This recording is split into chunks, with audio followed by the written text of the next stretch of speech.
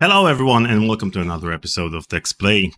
My name is Daniel Albu, and today we're going to play The Curse of Monkey Island with my seventh guest from Tech Talk with Daniel, Mr. Bill Tiller. And after we play about an hour and 15 of The Curse of Monkey Island, we'll also play his game, A Vampire Story. So there's tons to look forward to today. I see some people in chat: Jwex, Ozzy Astaroth, Zen Solipsist, The Schattenjäger, Torenzo Entertainment. Hi Torenzo. Never seen you before. Welcome. Glad you could join us. Yeah, it's going to be a fun stream today. Let me just start off by thanking our Patreon members, our $10, $20, and our top donors over here, and our coffee members.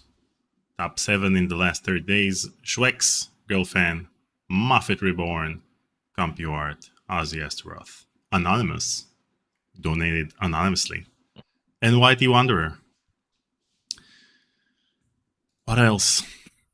Nothing else. I hope you like the intro. It's going to be the new intro for Text Play. The upcoming Text Play episodes will be, I'll have another episode with Brad Taylor, and we'll continue playing Moonbase Commander. Hopefully this time it won't take us 4 hours to complete one round. And I have a few other interesting Text Play sessions lined up, but once they'll be established in the schedule, then I'll announce them. Okay, let's bring out our guest, Mr. Bill Tiller. Hi, Bill. how you doing? Thanks. How are you? Thanks for having me on. I'm good. Well, first of all, you are my 7th guest. This is iconic. Hopefully it's a lucky number. Hopefully I will not be boring people, and people will enjoy the gameplay. So it is a lucky number because my interview with you was truly a game changer, because up until that point, the first 6 interviews I did had, the standard running time of an interview. There were an hour and a half, 2 hours. And then after my interview with you, which was 4 hours long, that became the standard. So every guest would try to beat your record.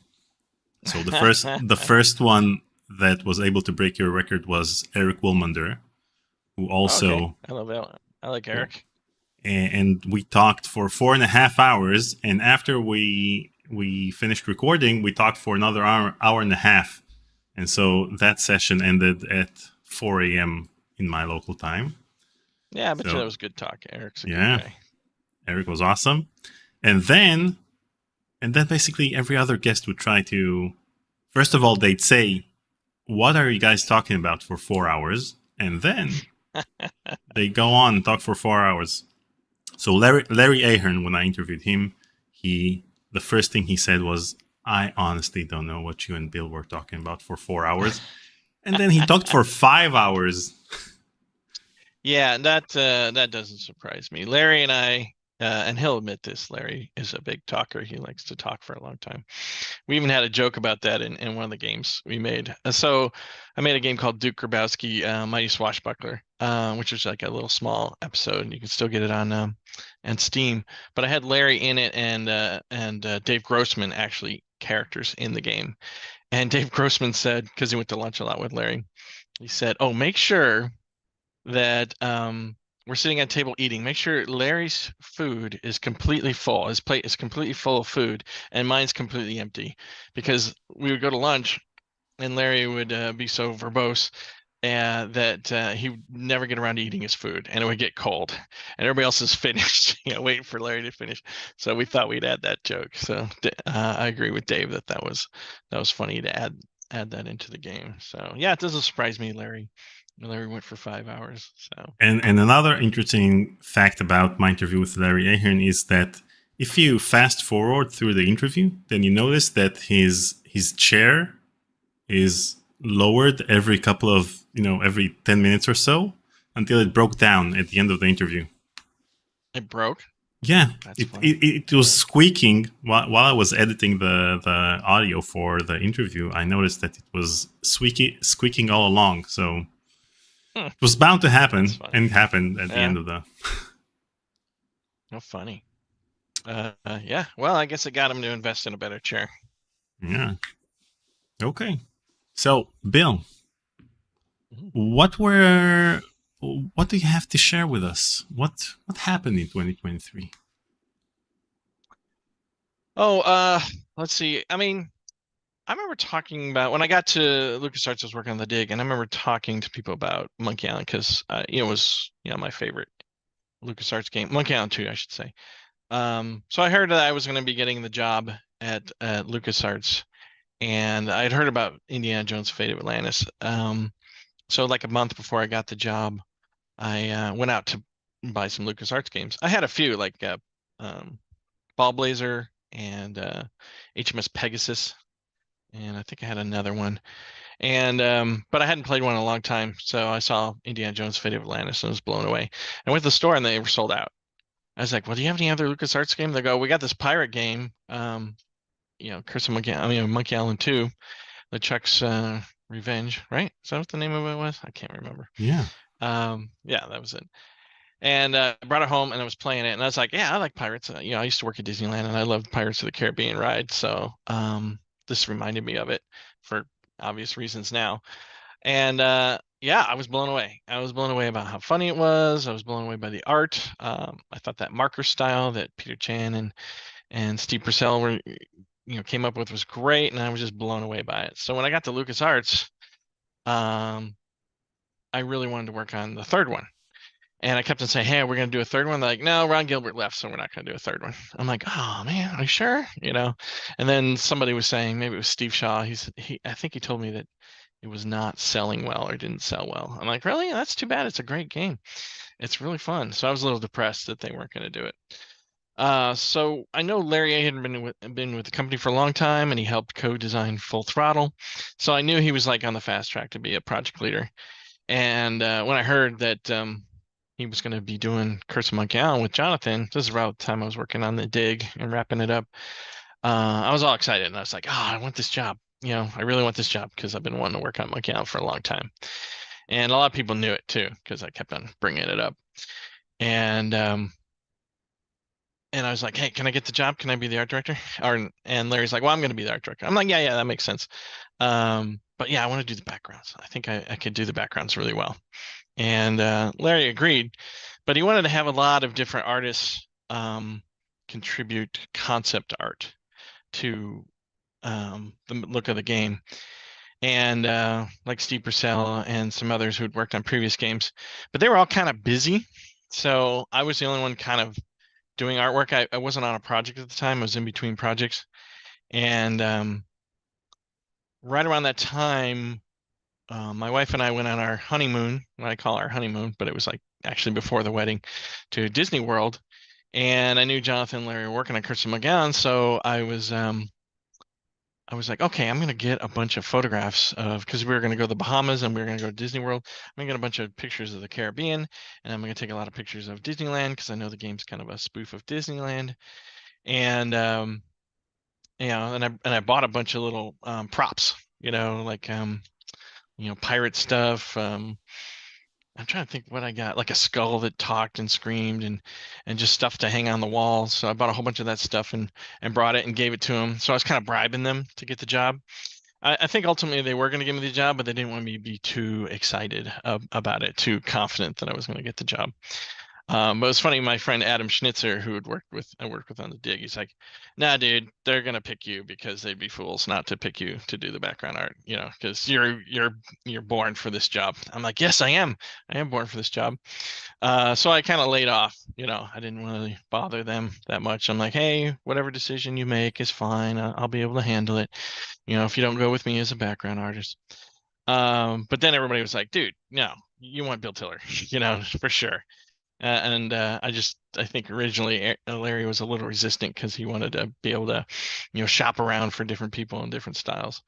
Um, So when I finally got the job, I was all excited, but I was like, oh yeah, it's Larry's vision, what he wants to do. Jonathan wanted a more traditional look, like the Monkey Island 2 look, something like Disney. He's a big fan of Disney. It's not shocking he ended up working there. Um, and Larry wanted something a little, he likes things that are avant-garde, progressive, just weird and imaginative sort of stuff. And I was like, okay, cool. There's a popular TV show at the time called Duckman. It was really kind of out there.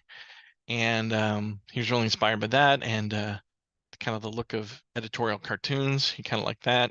So if an editorial cartoon, had a, Air Force One on it and, the president, the background would be very cartoony and exaggerated and not realistic at all.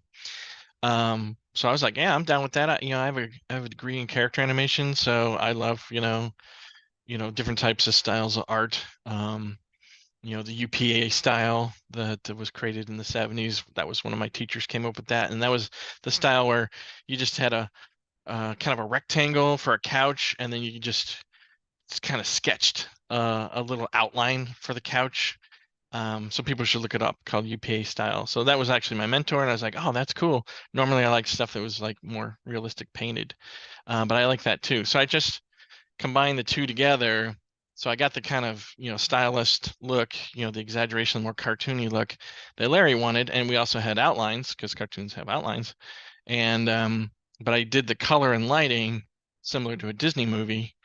And because my favorite painters were the Hildebrandt brothers and they loved Disney movies. So I was kind of influenced by Disney movies and influenced by the Hildebrandt brothers who were influenced by Disney.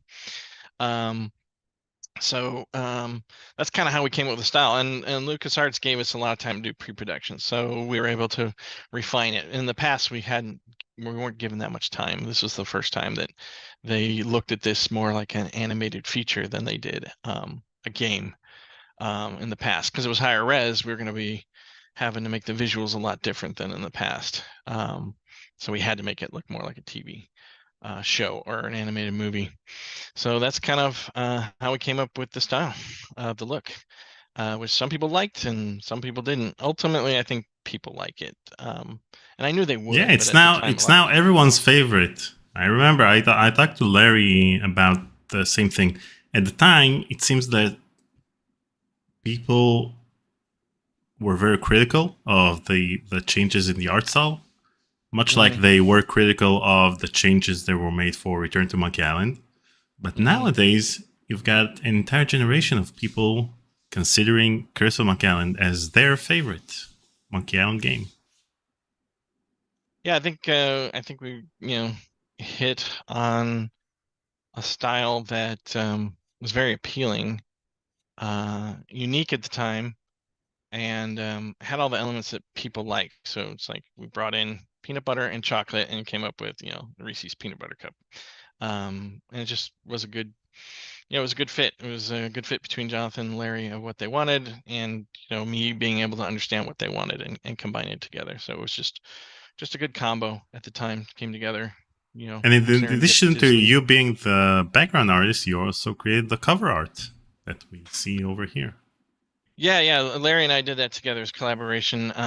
So we were like, well, the first cover was in the daytime. Second cover, which is brilliant, that Steve did. Both of them are brilliant, but the second cover is just amazing. Um, that one was at night, and so what are we gonna do for the third one? So we thought, well, let's do it at sunset. Sunset's pretty. People like it at sunset, and it has to be dark enough to show off his flaming beard, because we gotta let people know we have a fire demon now instead of a zombie or a ghost. Um, so it couldn't be during the day, or the fire wouldn't stand out. We wanted that to be the kind of the focus and to really get people excited about it. So yeah, Larry sketched that out. Um, I did the clouds, and I might have worked on the pencil line, but the composition, I had some input on it, but that's mostly Larry. That's 90% Larry. And yeah, and then I just did simple color on it to and this scene's never in the game, just like Yeah. Monkey Island 2. But it sort of encapsulates everything that Marley's been turned into gold, and LeChuck is now a demon, and Guybrush is a little more lanky and nerdy, and it has something to do with a diamond ring. And they So, tried to replicate the art style of the clouds in Monkey Island 4. Yeah. Well, that was kind of my advice. I told them, so Chris Miles was taking over. People ask why I wasn't working on 4. I was actually on Indiana Jones game at the time, and because I really liked Indiana Jones, and it was my first real-time 3D game, so I wanted to work on a real-time 3D game. And it was the kind of we call it the kind of Indiana Jones version of Tomb Raider, a little bit different though. And so yeah, I couldn't really be involved in that. The only involvement I had was some advice I gave. I don't know if they really wanted my advice, but I gave some advice anyway. I said, you want to keep the clouds, so they wanted to put their own spin on it because they felt like the tradition had been set that you have your own version of Guybrush, your own version of the characters, and your own artistic style for each version of the game. And I think that's a good, tradition to set. So the only other thing I said was, be kind of as accurate as possible to locations that have already existed, because fans really do like it if you, even though it's a different style, if you're true to the feel of the first game. So if you go to Melee Island, make sure it looks like Melee Island. It can be stylized, but make sure it looks like Melee Island. So I think they did that. So yeah, we see over here that they actually use the same clouds. I think they use your clouds as is, since it was a pre-rendered background, and just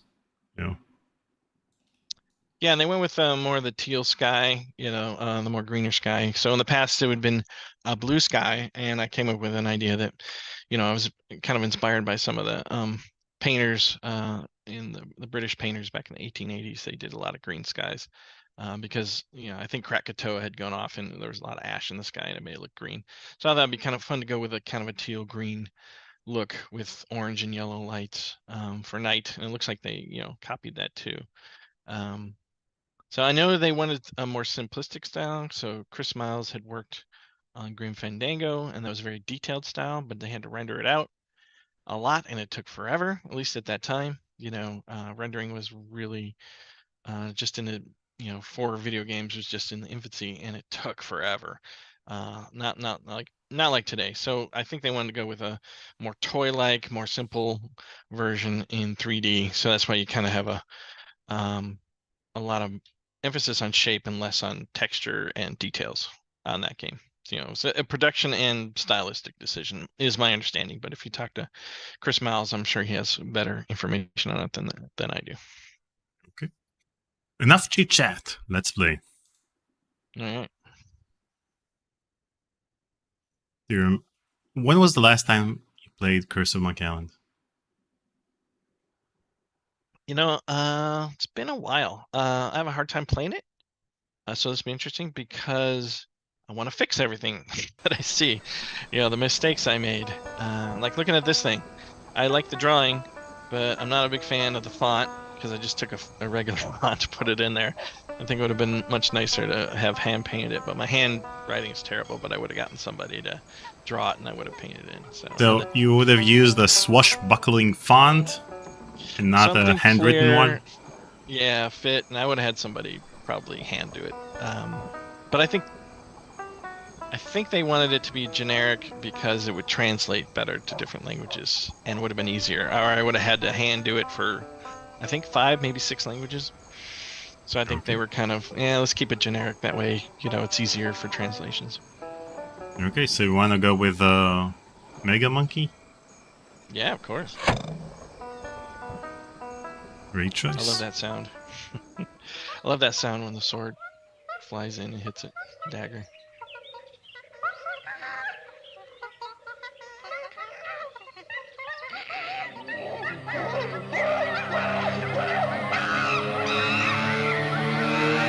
That was fun to make. Try and copy the THX logo.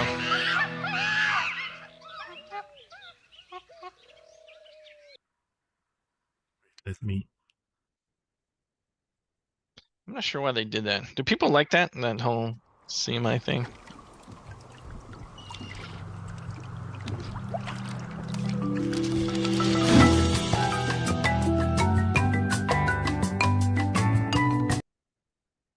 just sick.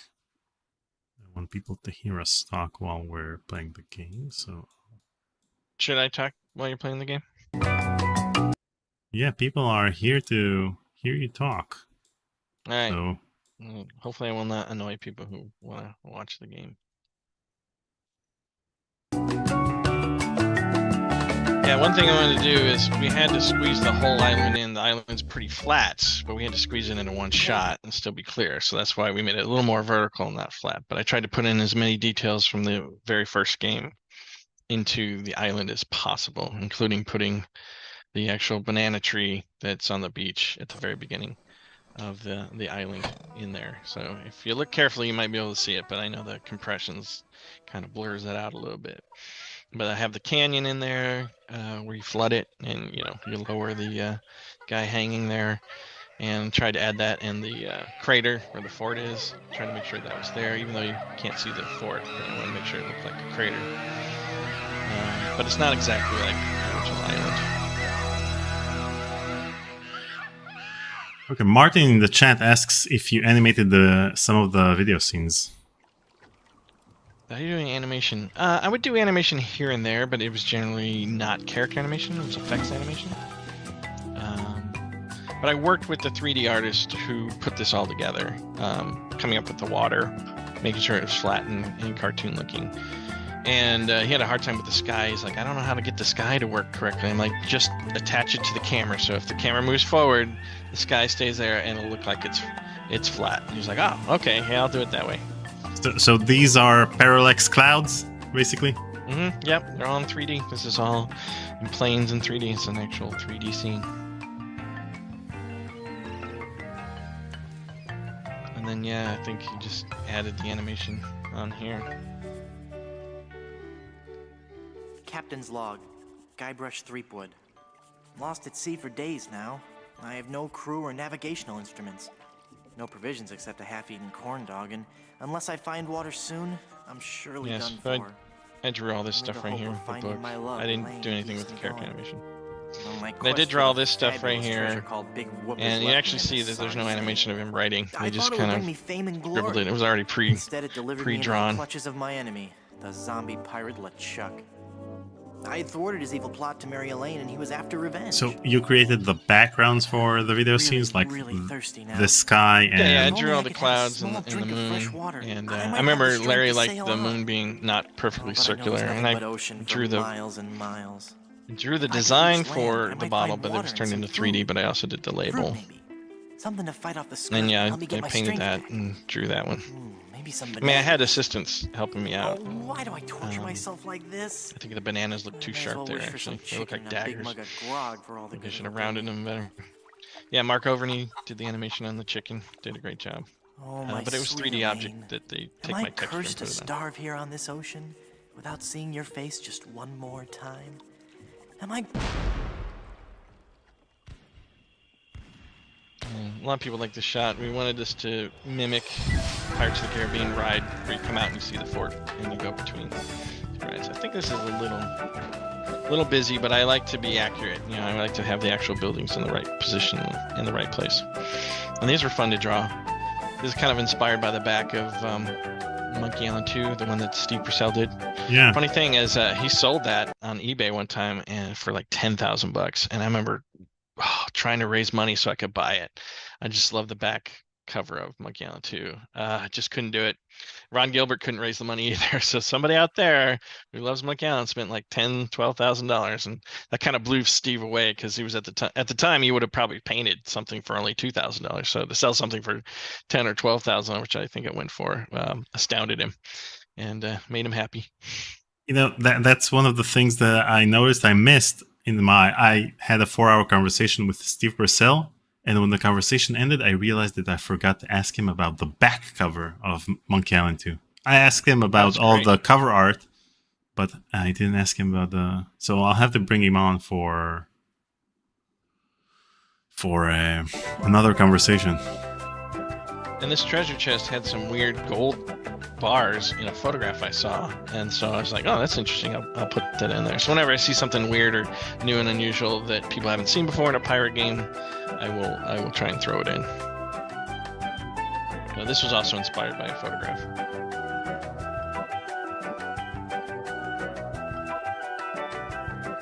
So yeah, one thing we had to do that we didn't do in the past, I'm glad we did, was actually have inkers and painters doing painting and the animation. In the past, if you were an animator, you would have to you'd have to ink and paint your own stuff using pixels. So you'd animate it and make it look good, but then you have to render it, and that took 3 or 4 more hours to do. So it was a pain in the butt. So I was glad that we had a team that actually did it using some new software that was just designed for inking and painting. And we didn't have a big schedule, so we had 2 shifts. One people working the day and one group working at night. I feel bad for the people that work at night because I never saw them. I met them maybe once or twice, but those poor guys probably didn't feel like they were part of it. So you had a built-in crunch time into the schedule? Yeah, we did, because inking and painting takes a long time. It takes up a lot of work. Also, they couldn't afford all the software, so they had to use the same software, same computers and software. That was another reason to do it too. What do you mean LucasArts didn't have any money to pay for software licenses? Well, they could, but they have a limit on the budget. I think the budget on this was, I want to say 500,000 something at the time, and they wanted to keep it there because they do the math and they realize the rate of investment, return on investment, and profit margin. So they try and keep us at a particular budget. So they project out how many they think it's going to sell, and then they base the budget on that. And so we had to stick within that budget. Fire!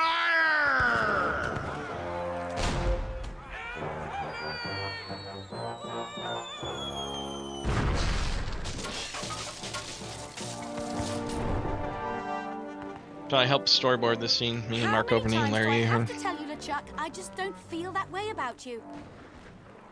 Elaine? So I painted all these By my backgrounds. congealed blood, you'll learn to love me. Sail with me, and I'll make you queen of the dead.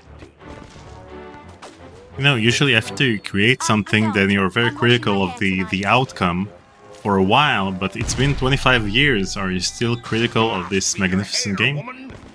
Oh yeah, the clouds in the last scene look terrible. They look like they were silver. They look amazing. Yeah, I would like to redo those. Probably they should have been much darker. I think this one turned out pretty good. It's a little too busy in the town right there. Probably should have used a little more atmospheric perspective. But I was limited to 240 colors, so we couldn't necessarily put in everything I wanted. Let's just be friends instead.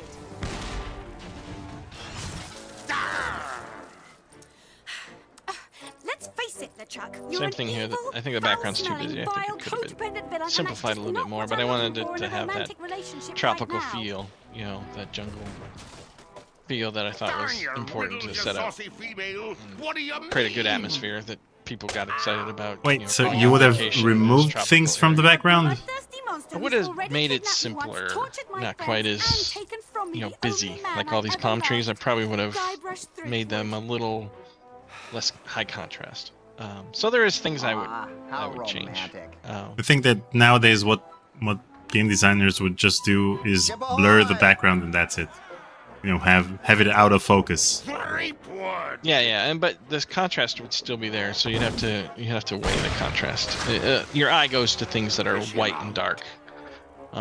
So I would have probably raised the dark a little bit more, so it wasn't quite as interesting. Same thing with this background. I don't know how you escaped my carnival of the damned. But people liked the feel, it set the mood, set the emotion, Oh, that skull is from, people should recognize that skull from Monkey Island 2, the Chuck's area. I wanted to take elements from the first game and make sure they were in this game, so people felt that there was like DNA from the first game, so that they were connected. Throw him in the hold. I'll finish him after the We wanted to do something new, but we also wanted to let people know this is still Monkey Island.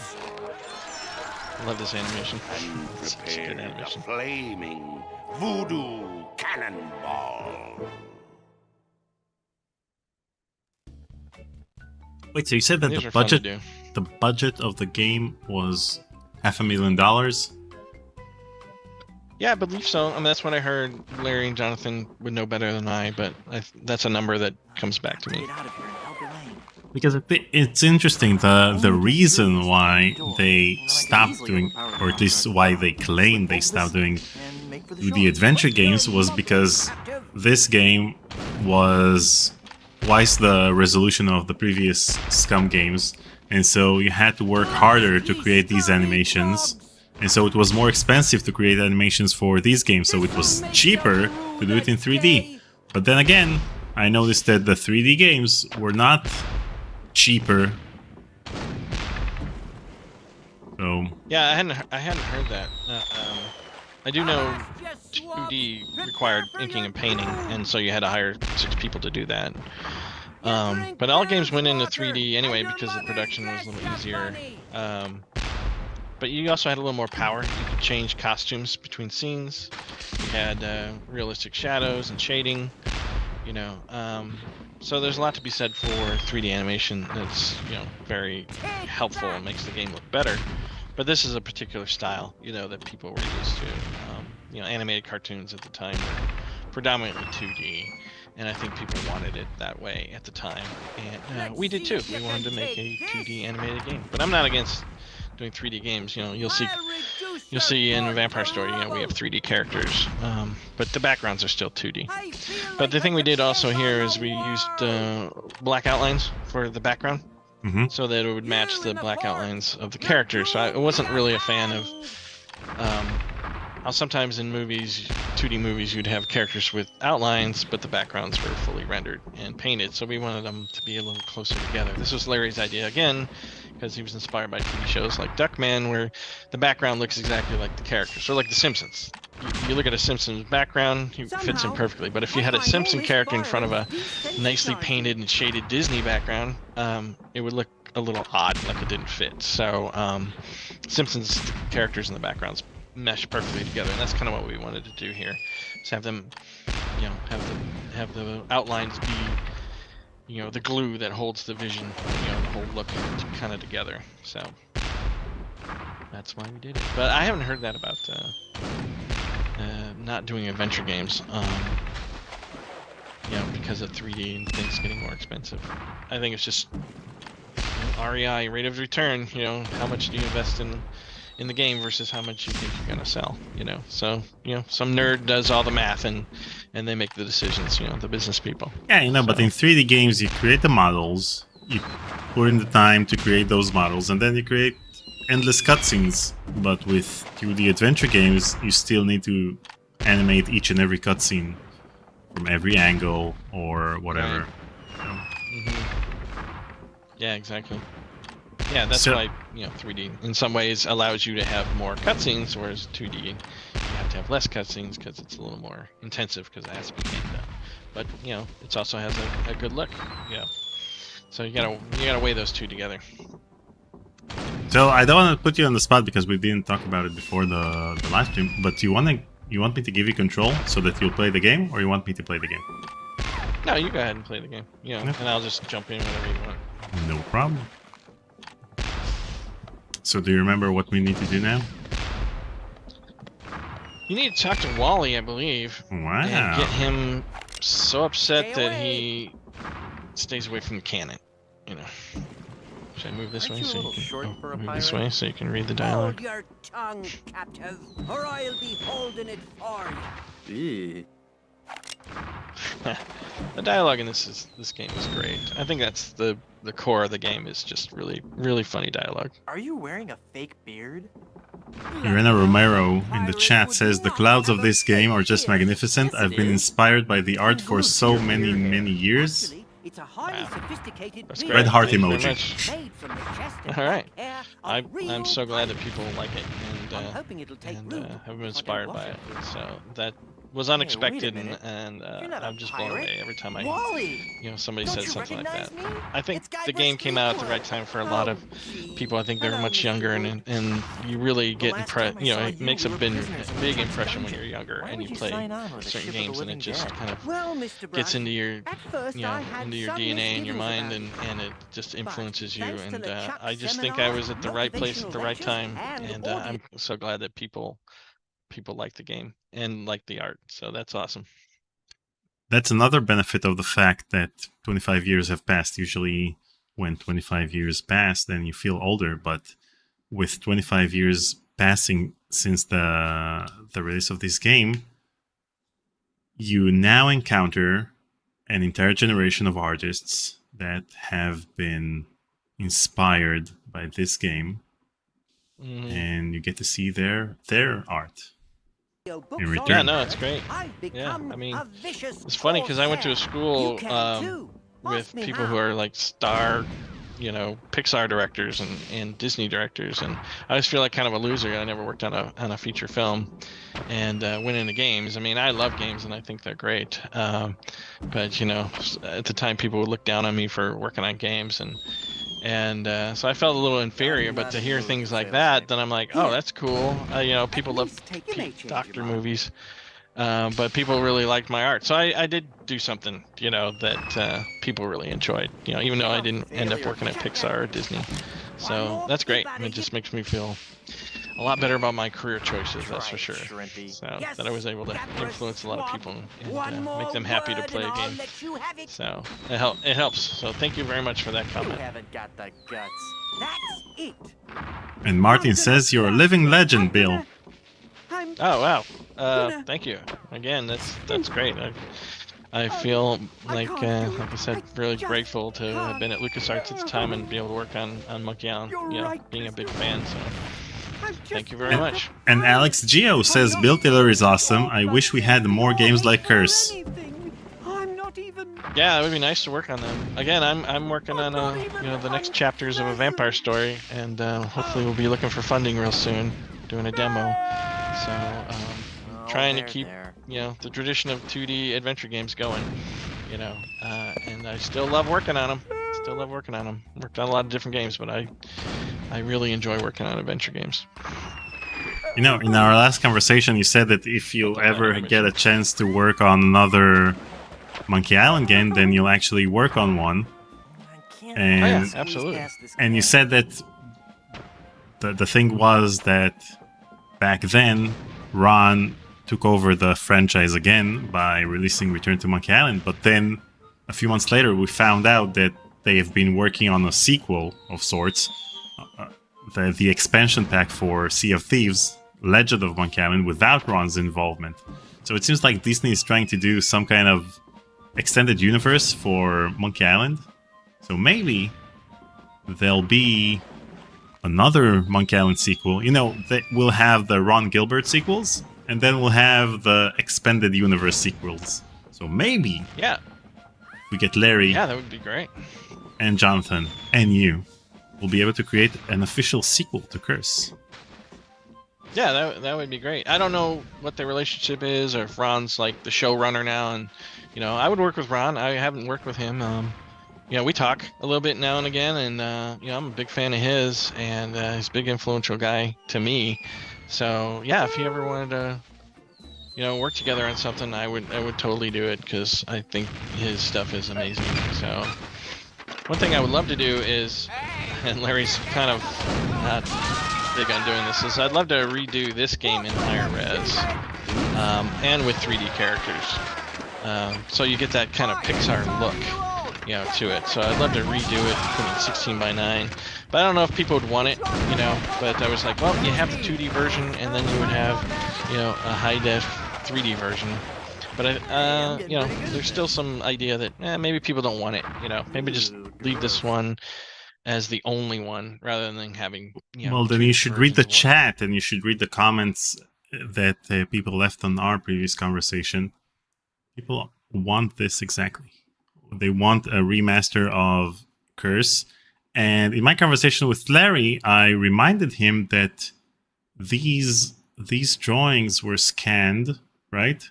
And then turned into vector files. So if you ever find these vector files, then a remaster would be pretty easy to create. Yeah, so I did a final drawing, and we scanned them in. I don't think it was technically a vector file, the kind of vector file you'd see in is it Illustrator? Adobe Illustrator? Yeah. Yep. So they're not technically that, but if you had the original drawing, they were pretty big.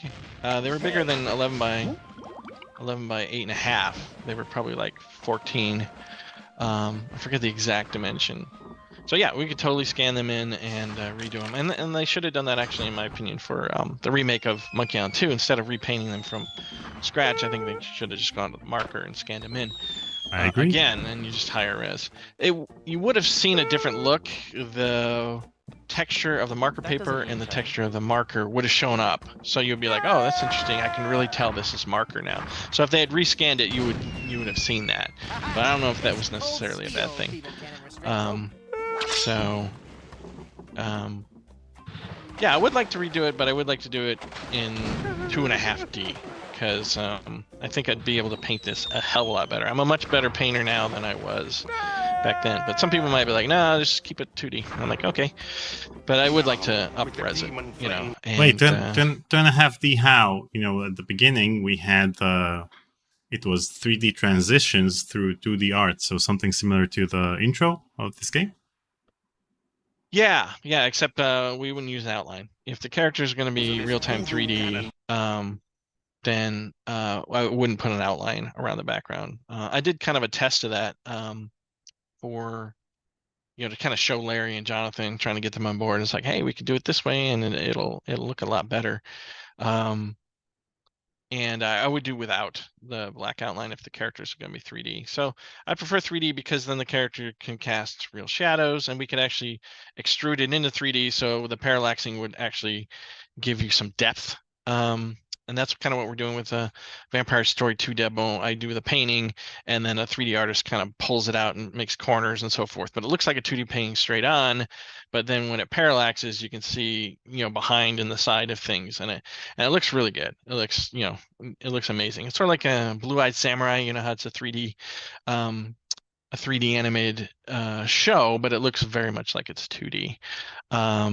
So that's the way the backgrounds would look. They would look like they're painted. But I was thinking the characters might be more realistically rendered. That way the lighting could come in and hit it correctly, and they would be perfectly blended in with the background. Like, you know, like I said before, it'd be nice if, you know, it looked like a painting itself rather than a cell shaded. It actually looked like a walking painting. So that would be the thing I would want to do, is give people something new to look at rather than it just being a high-res version of Curse of Monkey Island, which maybe is a good idea to do anyway, because people want to see it. Because I do think it does look low-res, and you can see the compression, the lines, you know, around LeChuck's head, you know, that sort of compression, and near the flames, it doesn't look great. It'd be nice to redo those and get rid of the compression. The compression is due to the fact that in the cutscenes he used actual movie files that were heavily compressed back then. But I think people on YouTube started upscaling these using AI. It looks kind of good, but I'm sure that you'll do a better job. I'm very impressed. There's just things I would change and make better. But I know that sounds kind of sacrilegious, but I wouldn't change that much, you know, maybe 20%. But I'd also make it wider, you know, 16 by 9.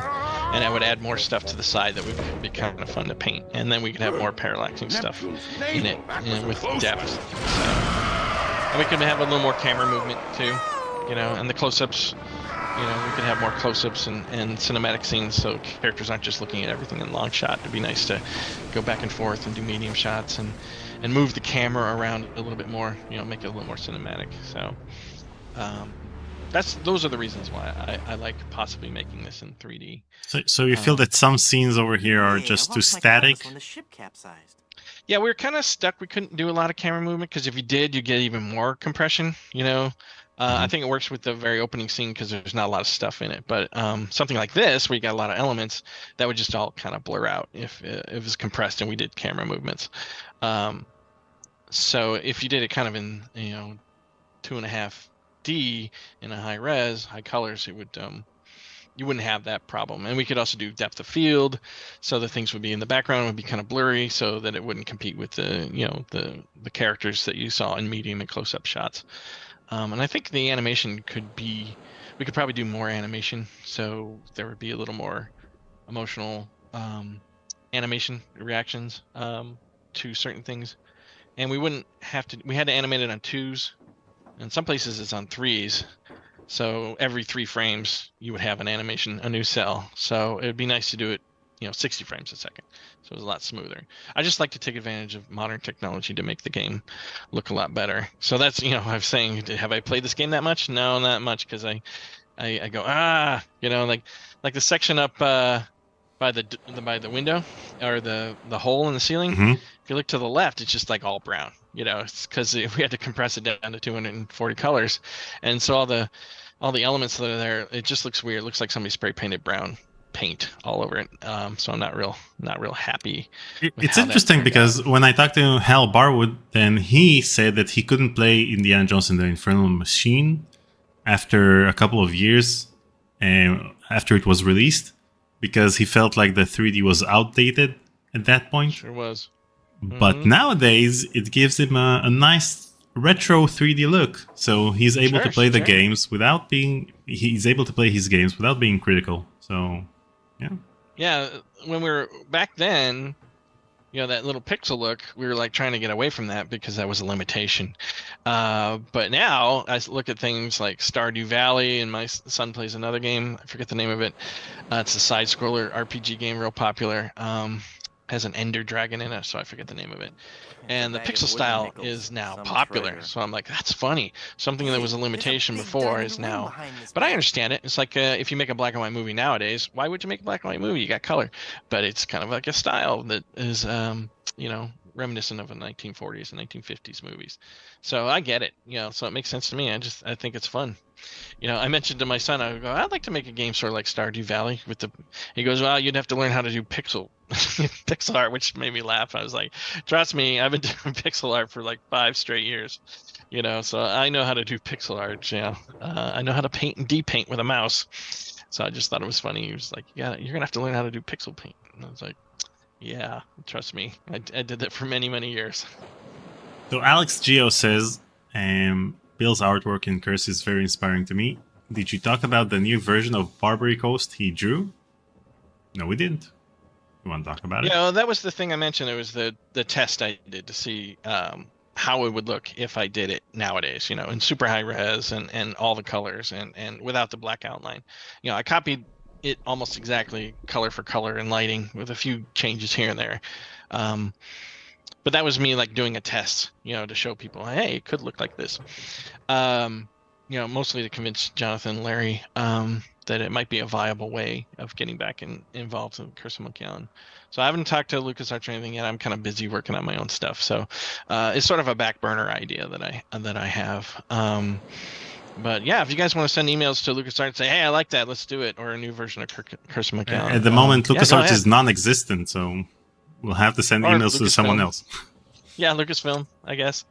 Let them know. I feel like it's called Lucasfilm Games now, so it might be a division of Lucasfilm. Yeah, it's Lucasfilm Games, and the only thing they do is license the IPs, so they don't actually care. As long as some game developer contacts them and is willing to pay, top dollar for the IPs, you can create anything. Yeah. Which I guess is why we got the Legend of Monkey Island.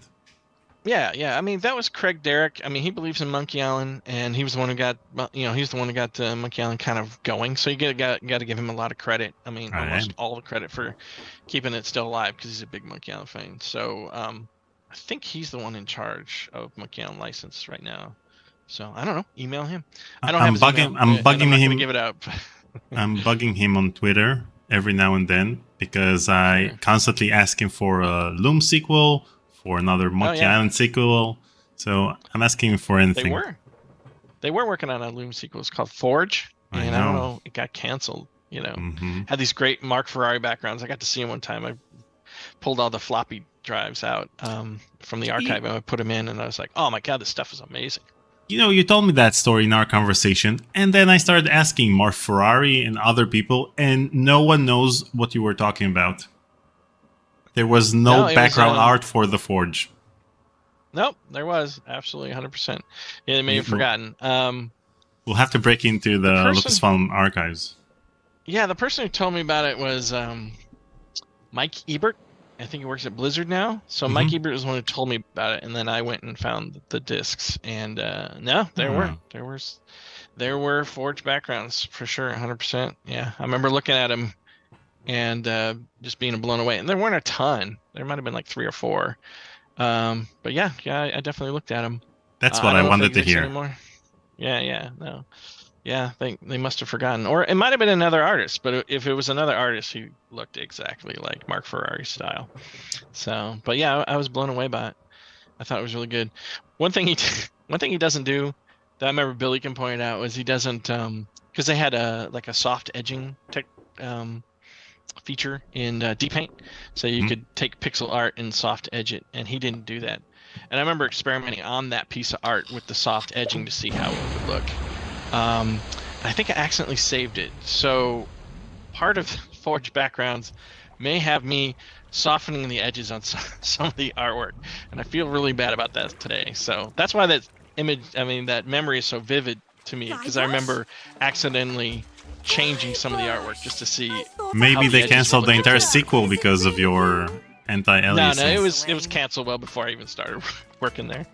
Oh, this scene right here, I had the dumb idea of the sun rising in this scene, and taking the existing backgrounds and slowly making them brighter and brighter as the scene goes on. And it was a ton of work. At one point I was like, Larry, why are we doing this? He goes, it was your idea, so you've got to do it. I'm like, well, hopefully it's worth it. So hopefully people like the idea that the sun is rising in this scene, because we had to transition from dark into daylight. It is worth it because it's very reminiscent of the cover art. Yeah, right here. You can Yeah, hold for his sure. breath for 10 minutes. I have no ties and no regrets. Okay, Alex also says, I also enjoyed Duke Grabowski, bought it the first day to support Bill. Oh, thank you very much. I appreciate it. Yeah, and that game got pretty good reviews. I think like in the low 80s, so it's still pretty popular. So, and it's not very expensive, like $2 or something. So, and it's short, but it was fun. It was a fun little game. I'd love to do a sequel. And Irena says, Bill, thank you for creating and contributing such a memorable and beautiful piece of art. I admire your work very much in this game and your other excellent projects as well.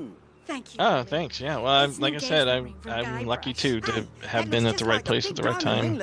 And thank you, George Lucas, for making LucasArts, and Ron Gilbert for making Monkey Island. So, yeah, I feel very lucky to have worked on it. Yeah. So, I still love it. I'd work on it again in a heartbeat. So, thank you. See you at the wedding. I like Elaine's voice. I like the British voice she has. I know they changed it to an American voice, but I can't remember the latest. They changed it only once. They changed it for Escape. They used an American actress. Yeah, Mike Stemley or Sean didn't like her voice in this game, which I thought was strange because I really thought her voice was really good. Oh, by the way, I did animate all the sparklies. So if you see a little sparkly animation like in the previous with the treasure and right here, yeah, I did that. So that's the kind of animation I did. Like the flames, all the flames that were in the fort, I had animated that as well. So, like, one thing I would totally do is I do think the right side is very busy and not very clear, like the entrance to the fort. I think I'd like to redo that so it's a little clearer what's going on. I just think it's a little messy, especially the bridge part. So we just wanted to make the bridge destroyed so you wouldn't walk all the way up there and nothing would happen. And there is a little, if anybody hasn't done it, there's a little Easter egg, I think, in this tower, and there's a button. If you press it, I think it fires a cannon. Yeah, go ahead and try it. See if it's there. Press what? That tower window. The tower window. The secret button. The screen as if you can see. Yeah. I think that was Chuck Jordan or Chris Purvis's idea. No. There you go. Fun. Yeah. And then they added these, they wanted the island to be a tourist island, and they wanted all these like informational signs all over the place that would pop up. Like there was a group of people that went around and made sure that there was a label for everything on the island for tourists. When they toured around, they get some information.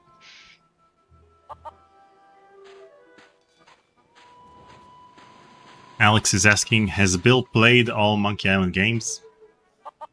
We played all the Monkey Island games. No, I don't think I have. I played bits and pieces of all of them, but I haven't played all of them yet. There's just so many, you know. I'd like to play the Telltale ones. I thought that was pretty gorgeous. I played part of them. I think I played part of every single one, but never gotten all the way through except for Escape. I think I played that all the way through. So you Monkey played Island 1 for Escape all the way sure. through? That's the only one you could have skipped. Yeah. Well, at the time, we wanted to see, what they had done. What Mike and Sean's take was on it. I don't know if I necessarily agree with a lot of their take on it, but some of it I did. I liked it. So to me, it's a bit of a hit and miss throughout the game. So I enjoyed playing it for sure. But I think in some areas it was a little flat, and in some areas I thought were really funny. And the art direction for the most part was pretty good. Kathy Shea, who had helped paint a lot of these backgrounds, were one of the concept artists on it. That was the other thing that I helped, is I really insisted or really pushed for Kathy Shea, who had worked on this game, to work on the second game. So there was at least some visual, like I said, visual DNA that transferred from Curse of Monkey Island into...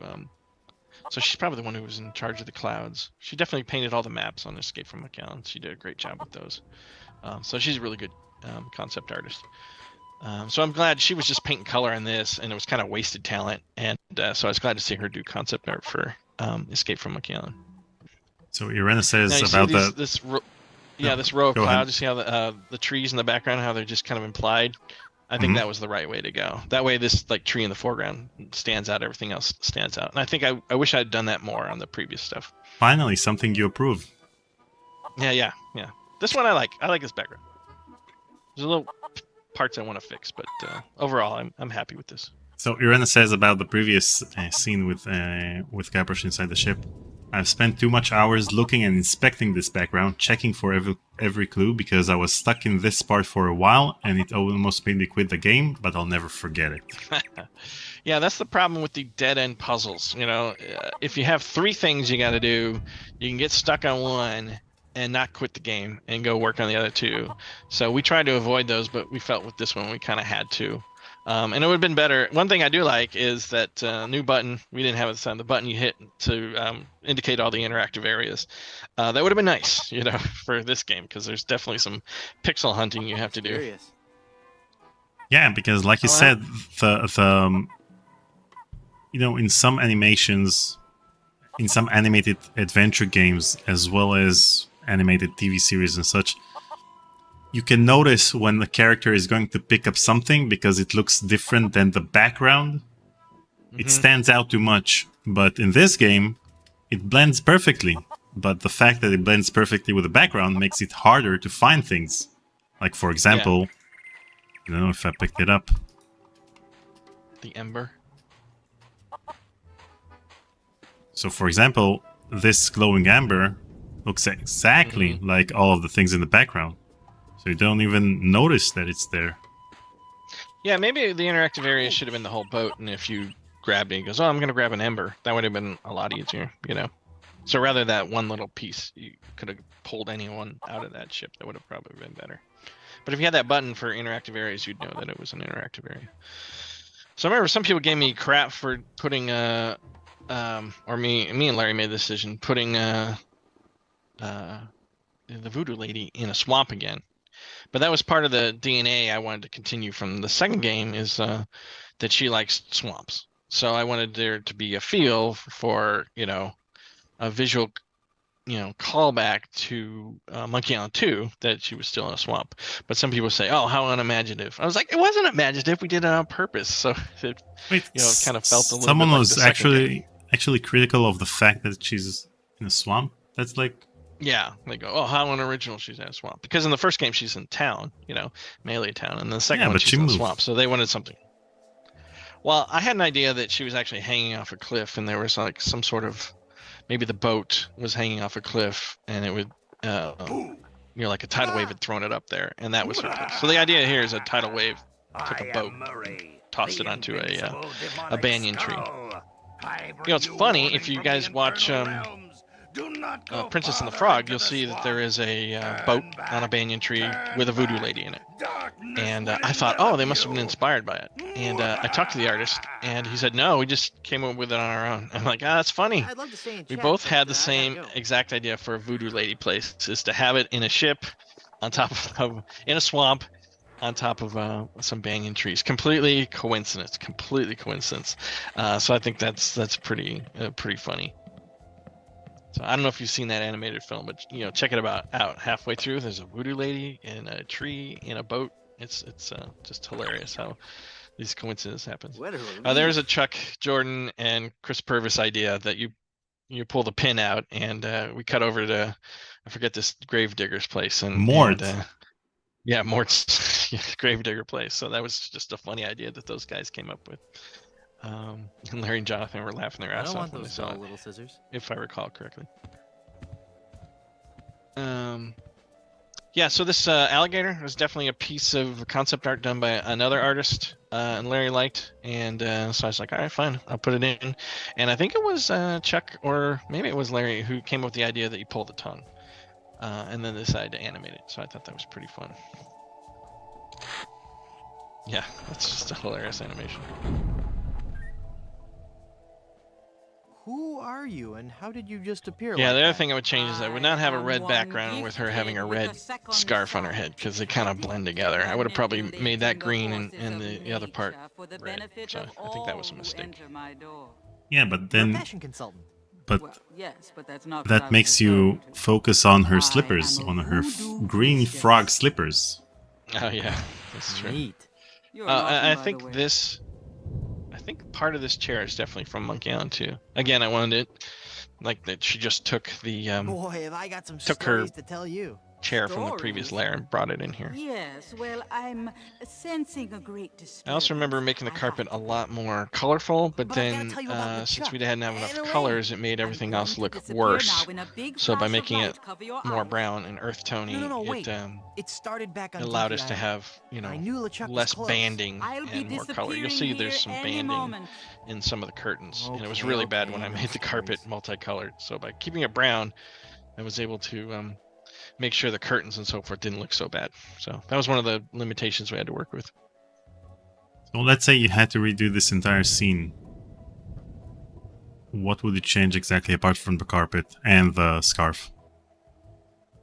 I think lighting would end up looking better, and there would probably be a little bit more variety of colors. Not quite as earth tone and washed out. Nice place. Because it was Love kind of a what you've done with it. limitation. Thank It's you. like You'll all have the to excuse the mess. all the wood pieces look exactly the same color, which you generally don't get with a ship or something like that. I would have them slightly different tones, and I think it would just look a little better, put more details in there to make it look more like wood rather than kind of right now it kind of looks like plastic. Since So we're things like gonna- that. If I redid it, you would notice that it looked a lot better. But I wouldn't change it so much that it wouldn't be the exact same location. Yeah, this one I spent a long time on.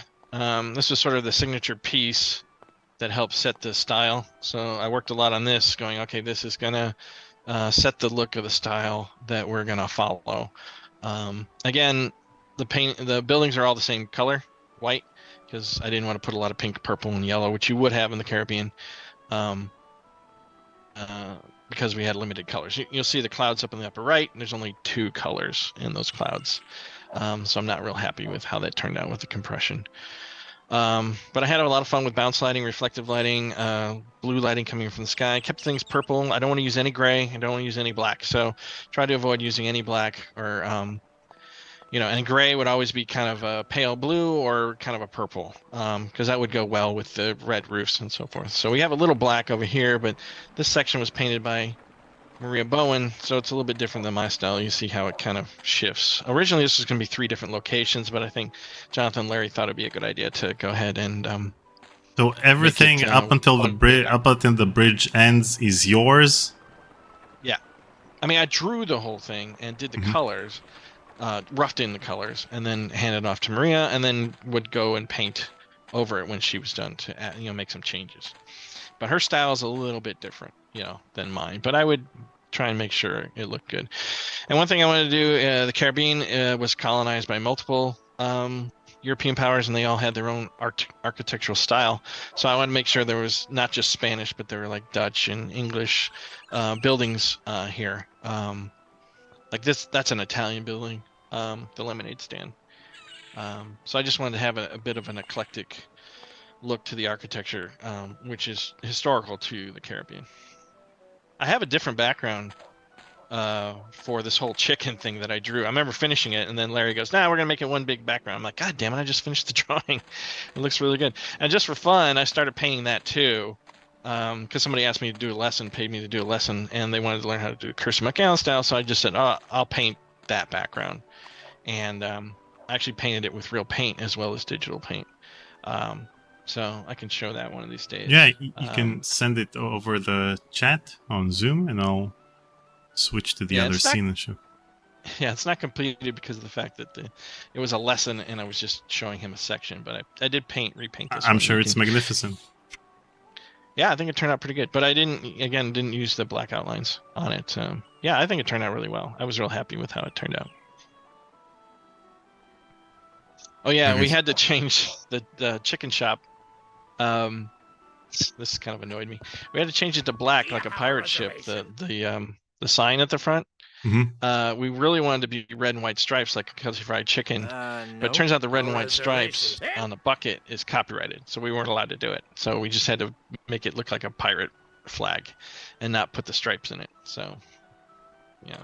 So that's why it doesn't look exactly like Kentucky Fried Chicken, which was going to be the joke. Do you have a reservation?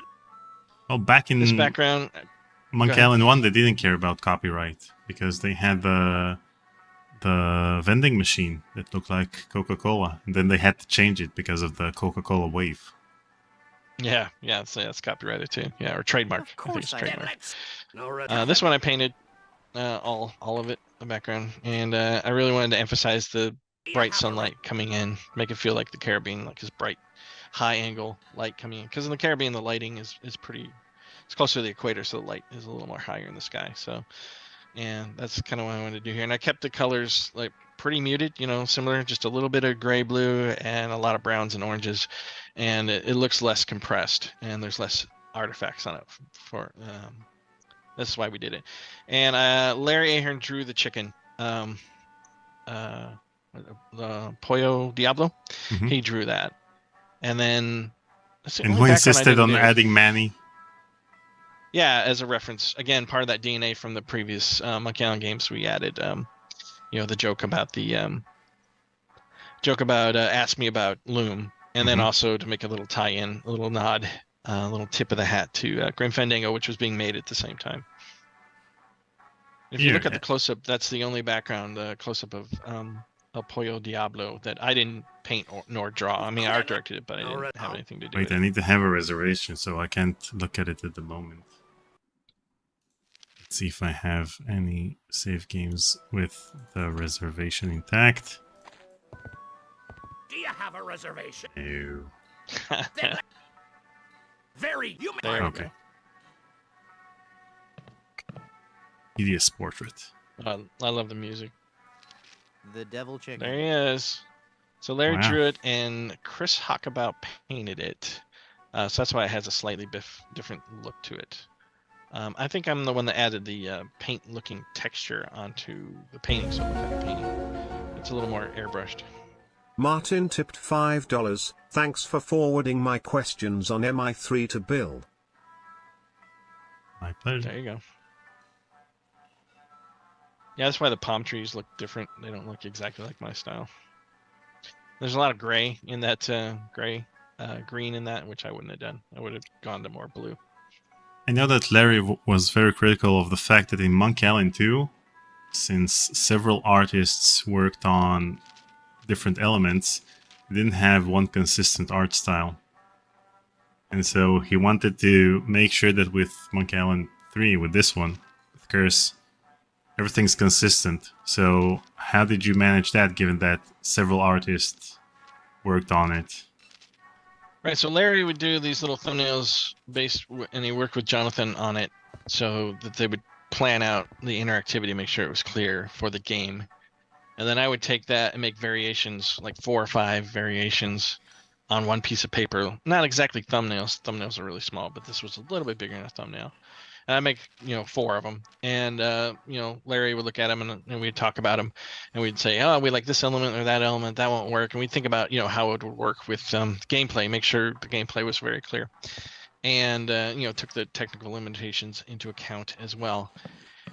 And then I Hey, would Mister, you take listening? that and blow it up Ah, pretty big It's one of on LeChuck's a skeletal photocopier machine. Aye. And Mhm. because we had a Aye, big fix his photocopy machine, overrun and him. then Aye, and do he a can rough play- sketch Oh. over that with marker paper, and then do a final line on that. And I would do that for all the backgrounds except for El Pollo Diablo there. And so that's how it had the same look. You know, it was Larry and Jonathan's game design, and me and Larry working out the concept, and then me doing the final artwork. So it went through that process. And then I would also rough in the colors of what I wanted, and then Maria and Kathy Shea would paint it, and then I'd go on top of that and paint it again. So even though Maria Bowen and Kathy Shea were doing a lot of the color backgrounds, I was involved in all the steps. Larry was involved, and that's kind of how we tried to keep it very consistent. But it's not exactly. I can tell the difference between what Kathy painted. Like this is probably Maria. Maria tends to shade things a little darker, so you'll see a little bit darker, more blacks and grays. Yeah, but this takes which is place fine at and night. compresses well. Yeah, it compresses better. So we had a problem with these because they're all different colors, and so the compression you can see is pretty bad in this one. So I wasn't real happy with that, but it fit with the theme, so we went ahead and sacrificed it. And this was sort of a spoof of Tim Schafer's office. He had a bunch of these in his office, so we thought it'd be funny to take the exact ones that were in his office and put them in here. I think they appear in another game too. It's me again. Was dead. Live now. And I animated the little stabby. In the Not much background? animation, just 2 frames. Yeah, The little, neon sign? Yeah, stabby neon sign.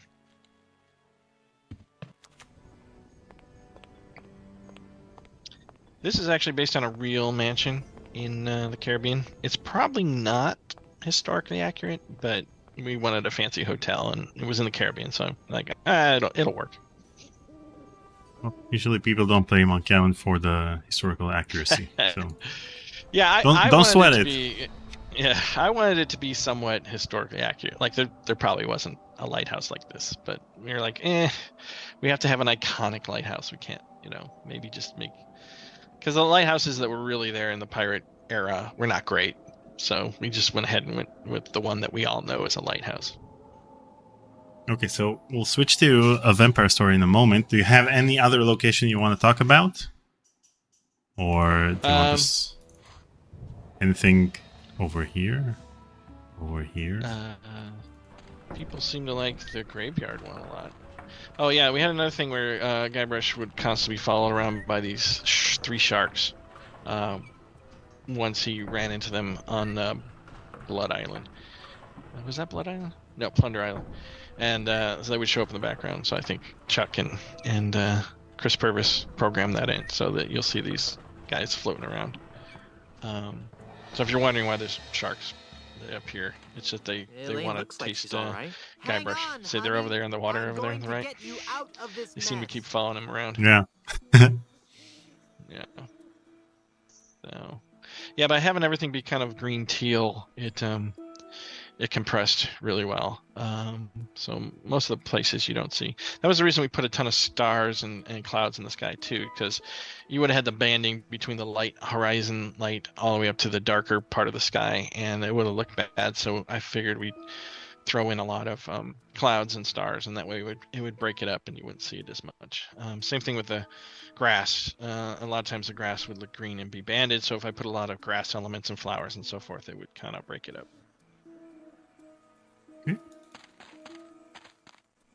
That's it for Curse. And so one last question about the Curse of Monkey Island. When you create the night scenes as opposed to the daytime scenes, did you change anything in the design of the clouds, or did you just use muted colors on them and that's it? Yeah, we kept it, that kind of teal green, which compressed a lot better. So nighttime's easier than daytime. Even though nighttime technically is just as colorful as daytime, it's just our eyes tend to make things more black and white once we get darker. Because the cones and rods, you got more cones than rods. It's a complicated thing. But anyway, at night things tend to look like one color, either blue or kind of green, and so that helped with the compression of that. And the other thing I'd love to do if we did do a redo is I'd like to make the clouds move. It'd be nice if they moved, in different directions, and maybe even move toward you and across, and then have the shadows going across the hills. Wouldn't that be great? And then having water that's a little more realistic. I just get excited by the modern technology and what we could do with it. So, or maybe a brand new Monkey Island game. That would be fine too. Okay, let me open up Vampyre Story. Let's hope. And thank you very much for playing a Vampyre Story. I appreciate it. It's now in the Steam store again, and it should work on modern machines. I went with a new company, a new publisher, and they specialize in taking old games and making sure they work on modern games, Zoom platform, and it's now on Steam. And I think you can get it for like $5 or something, maybe $10. So it's a lot easier to get and should work now.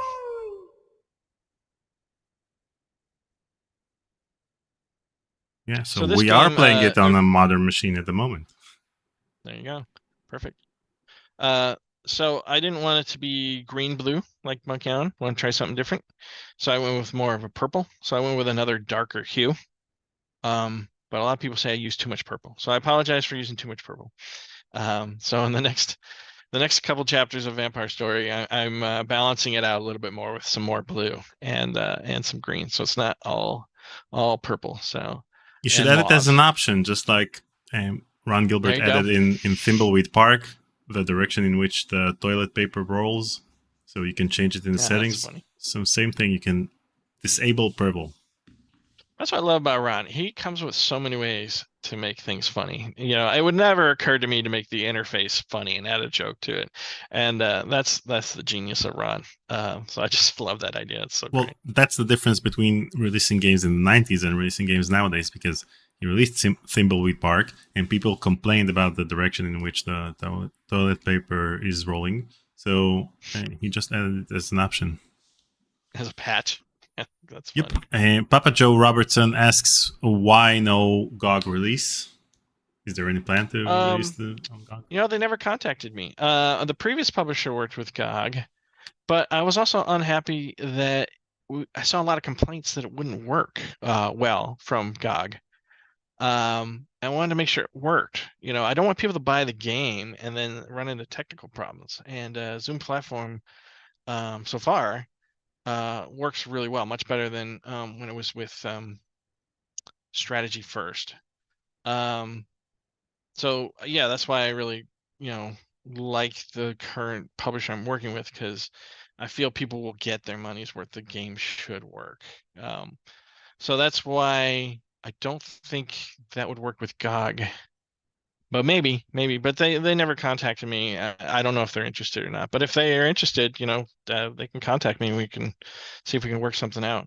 But I'm worried that it wouldn't work as well. And that's really it. So it's not like I hate GOG or anything. It's just like I'm just worried that it might not work. So how long has this game been off Steam? Just like a year, maybe 8 months. Not very long. Just we had to get all the files from Strategy First, and they have 1 billion games. So I think they were very busy, and it took a long time for them to get around to being able to give us what we needed to get it back on Steam and working on the Zoom platform parameters. So yeah, I'm with less than a year, maybe 6 months. Yeah, I think that's it. So I'm real happy with how it looks now and how it's working. So I think that's why, Okay. just a transfer from Strategy First to Zoom platform. It just took a little time, but now it's back, and hopefully it's working really good. I have faith so far. So far it's working. Ozzy Astaroth is saying spelling it with a Y makes it a bit harder to find on Steam if you don't know it's spelled that way. So maybe you should add vampire as a keyword. Like, oh yeah. Okay, that's a good idea. I'll talk to Zoom platform about that. Yeah. And Papa Joe Robertson says, I bought this on physical, probably a physical release when it first came out. Mm-hmm. I'm eager for part 2. Cool. Yeah. I think what we're gonna try and do, we're still talking about it, is we might just do so Vampire Story 1 is 2 chapters, chapter 1, chapter 2, and ultimately it's 8 chapters. So I think what we might do is just publish a Vampire Story series, and we'll do chapters 1 and 2 these, and then add 3 and 4, and might not call it Vampire Story 2. So we're still working that out. So I'd love to be able to play the whole thing, all at once as one big package and SKU. So people who've already played it, they can skip to chapters 3 and 4, but people who haven't played it can play all the way through to the latest version. So Ozzy is also saying that there's a game on Steam called Vampire Story with an I, and that's the source of the confusion. So we have a Vampire Story with a Y, which is yours, and a Vampire Story. Can't do that because no, they can't. We've already established the Y, so it's time for me to talk to my lawyers. So sue them, and then you'll get the funding you need to release the second game. Yeah, that's unfortunately not how it works. It would be a cease and desist, and they would just have to change the name. So, but it's complicated. They might claim that, oh, you haven't had it, and I'm like, it's been on the Steam store forever. So, it's copyright and trademark. It's complicated. But yeah, I don't think they're allowed to do that. So I'll have to talk to my copyright lawyer and see if we can work something out. So I thought it'd be funny that the little blurb on the side here was in more of a alien high-tech font and little dots. So I was trying to do a little, Ron Gilbert kind of humor there. Woo! Bravo! Well, Froderick, did you enjoy my singing?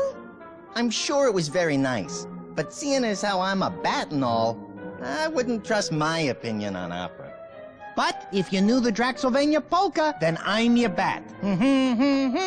I just cannot tell if it was good or not.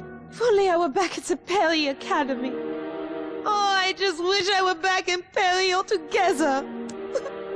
So, because she's a vampire, she's gonna cry blood. Yeah. Right? Hey, and because of just that little bit of blood, we got a higher maturity rating in a bunch of countries just for that scene right there. Because we had a few drops of blood. Thank you, Frederick. Oh, you're so good to me. You've been pretty good to me, too. Besides, hanging out with you, I get a chance to torment Mr. Short Tail and Stu. So, the character design was a combination of me and Paul Micah, who used to work at LucasArts. Oh! And we came up with the look for Mona based on a sketch. Aren't you running a little late tonight, errand boy? Inspired by Evergory, and I wanted to do a vampire version of Evergory. Yes, Mona, my love. I shall go off right away and begin hunting for the... looking for a wine shop in town. I know just the place. Sketching and doodling. Excellent selection Paul Micah came in and did a great job designing Mona's look. I designed Froderick from scratch, so he's all my design. And he's the only character whose eyeballs are not actually on his head, that are kind of float above his head. I don't know why I went that way. I just thought it would be interesting, but people seem to like it. It doesn't seem to be a problem. Yeah, sometimes he's been copied. I noticed there's a book called Creeperella von Cacklefur, and it came out in Italy like 3 years after this game came out, and it looks a lot like Mona. If Mona were a mouse, and there's a bat companion of hers called Batwing, who's purple and looks similar to Froderick. And so I think the game might have influenced a series of children's books. And I think Mona's character looks a lot like Monster Family, the vampire woman in Monster Family, and that was made in Germany. So I have a feeling that somebody played this game, enjoyed it, and liked Mona's design, and kind of use that as a template for their female vampire that's in that movie. So people check it out and let me know if you think it's similar. I think it's similar. Well, Froderick, did you enjoy my singing? I'm like, cool. My game influenced an animated movie. That's cool. Oh yeah, I don't know if we made it clear, but vampires can't cross running water or fresh water, which is why Mona's stuck in the castle. So a lot of people are like, well, she can turn into a bat. Why don't she just turn around and leave, but actually she needs a boat. That's one of those vampire rules. I don't know if everybody knows that or not. Wait, I need to change the sound settings for a sec, so that we'll be able to hear you and watch the intro. Yeah, and this background, I think I drew it and designed it, but Bill Eakin is the one who painted it. He's the one who did all the backgrounds, or a lot of the backgrounds, most of them, for Fate of Atlantis. So if you're a Fate of Atlantis fan, this is Bill Eakin's art. Okay, now we can watch the intro and... Oh yeah, Bill Eakin and a friend of mine, Dave Harris, we all sat around for 2 weeks coming up with all the puzzles and games in this. So Bill Eakin had a lot of input in this game. So if you liked his artwork, you know, you can see it here, as well as his, you know, his sense of humor is definitely in this game as well. So I tip my hat to Bill Eakin for helping with that game. I really appreciated his input and help doing the art. Bravo! So in the second game, you're using 2D characters in a 3D environment, as opposed to having 3D characters. Yeah, these are 3D characters in a 2D environment. And then in the follow-up, we still paint it. The backgrounds look exactly the same, except we extrude it into 3D, so it has a more perspective and parallaxing, and it looks great. It really does. And we're painting everything in much higher res and 16:9. It looks really good. So I'm really happy with how it's come along. We've only done like 3 backgrounds so far out of like maybe 40. But we put a lot of work into those 3 and to try and create a vertical slice, and I think it's looking really great.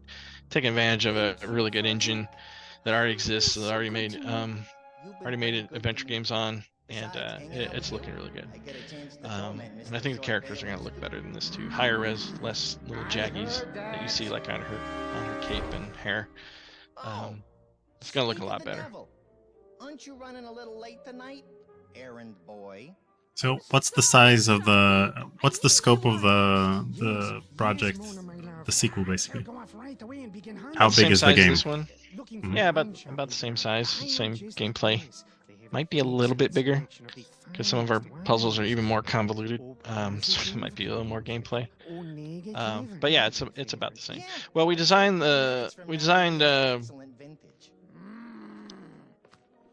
all 4 chapters back then. So, but in order to raise the quality of the game, we decided to split it into 2 games, so that the first game would have a pretty good budget, which I think was around $700,000, so bigger than Curse of Monkey, but you know, it was obviously 13, 14 years later. And we were planning on doing the second one, but then, you know, the Great Recession kicked in and basically put it on hold for a long time. So I do apologize for that, but again, it's the mathematics of the budget. And we were creating our own engine with this, so we ended up using a lot of money to create our own adventure game engine, which worked fairly well ultimately, but it took a long time to get done and sucked up a lot of the budget. So this time around, we can use a much lower budget, and everything looks a hell of a lot better because we have an engine already created, works, it's already been used in adventure games, and it's a lot better. Did you see which one? So Alex is asking, what engine are you currently using for the sequel? I can't say right now. We have to keep that in mum's the word, but we'll eventually, we'll definitely tell you. The interface is going to be a little bit different. This is Curse of Monkey Island kind of interface, but we're going to use a more modern interface. It's very similar to games that have been out over the last 5-6 years. So it's a little bit different. And you also mentioned that the hotkey for seeing which parts are interactive in a scene. Will we also have something like that? Oh yeah, that's already built in. Yeah, absolutely.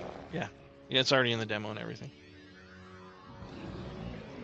So I'm not happy with how inky turned out. So again, we wanted to have a lot of monsters from a lot of different movies and genres, and one of them was a lake monster, some sort of blobby lake monster. So I didn't want to do like the Loch Ness monster, but I want to do something more like the Blob, but with a face.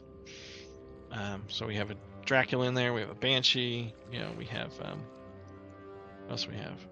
You know, we have a Black Cat. We got Lake Monster.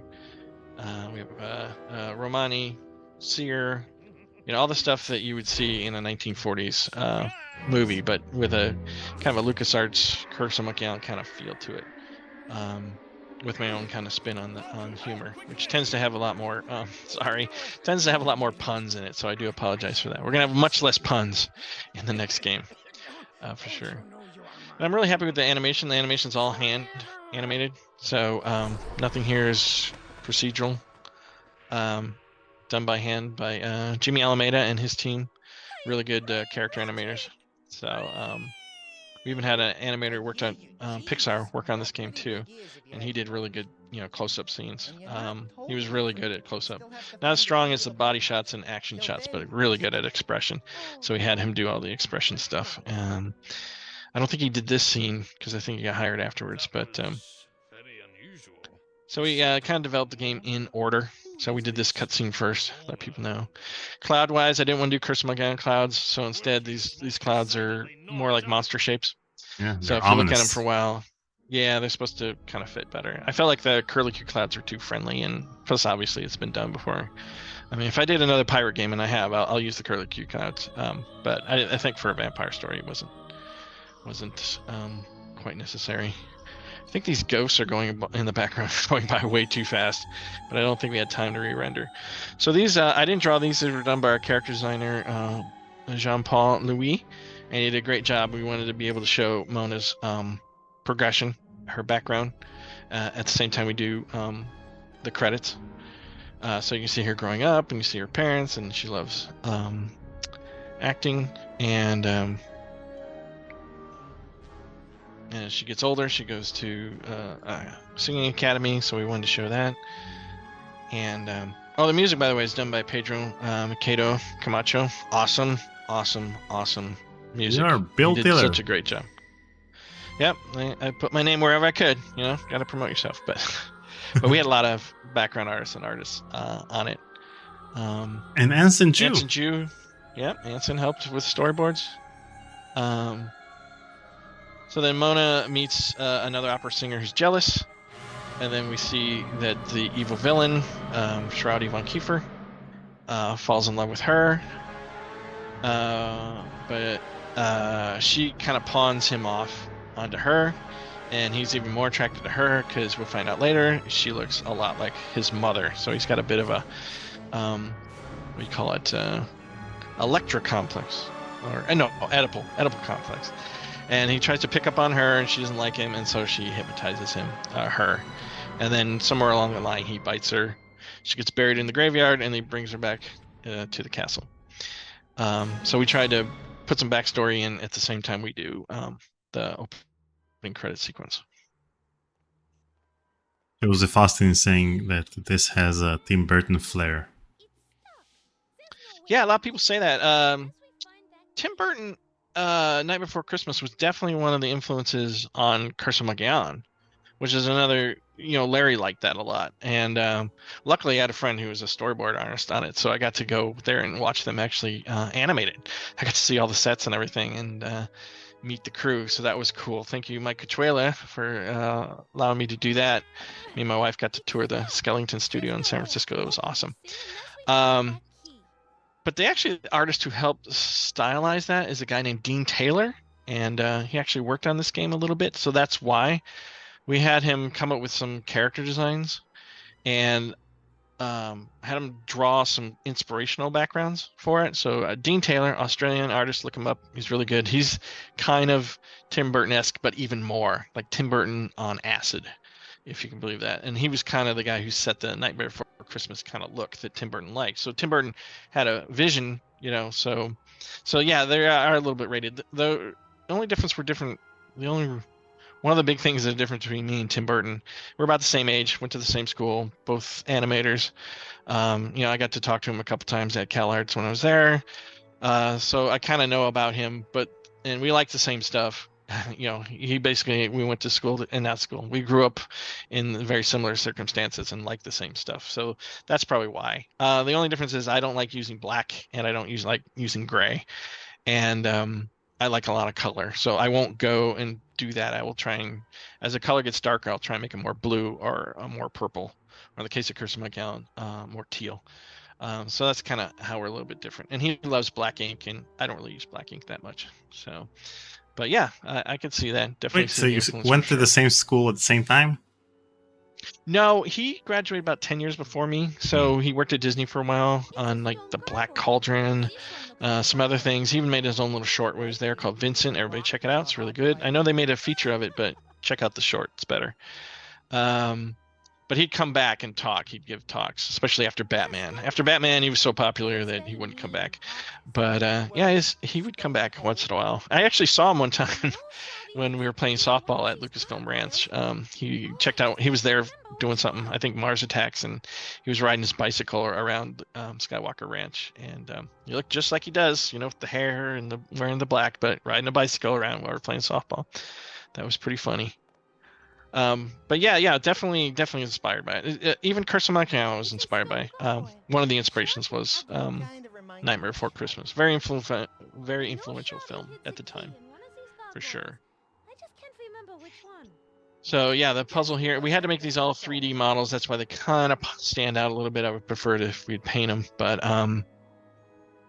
the puzzle required that you didn't know which gargoyle had the key, and Mona has to figure it out. And the way she does is it gets a sledgehammer, and starts bashing them, and finally the last one doesn't make a bash, and he flies up in the air, so he's the one who's got the key.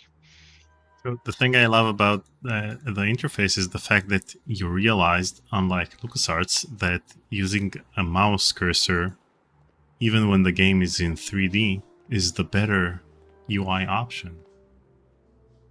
Yeah, I thought we peaked, with the full throttle, because that's, it's from Full Throttle. This is basically the Full Throttle interface, almost exactly. I think there's a few differences between Full Throttle interface and Curse. I forget what they were. Larry would be able to tell you. I know he wanted to make a few changes, but it's basically that one. So yeah, I just copied it. I didn't really want to innovate with it. I just wanted to use something that people are already used to.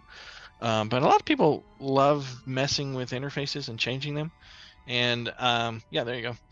And I didn't really want to do that. I think this is a good addition. What we didn't do on Curse of Monkey Island is that button, the spy button, that you can see all the interactive areas. One thing we did wrong on this game is too many interactive areas. So less is more. I thought more was more, but no, I'm wrong.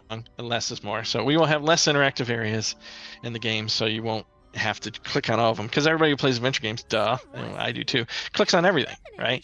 But if there's 30 things to click on, it's going to slow the game down. It should be better, more like 5, at the most. So here we had 8, 9, maybe.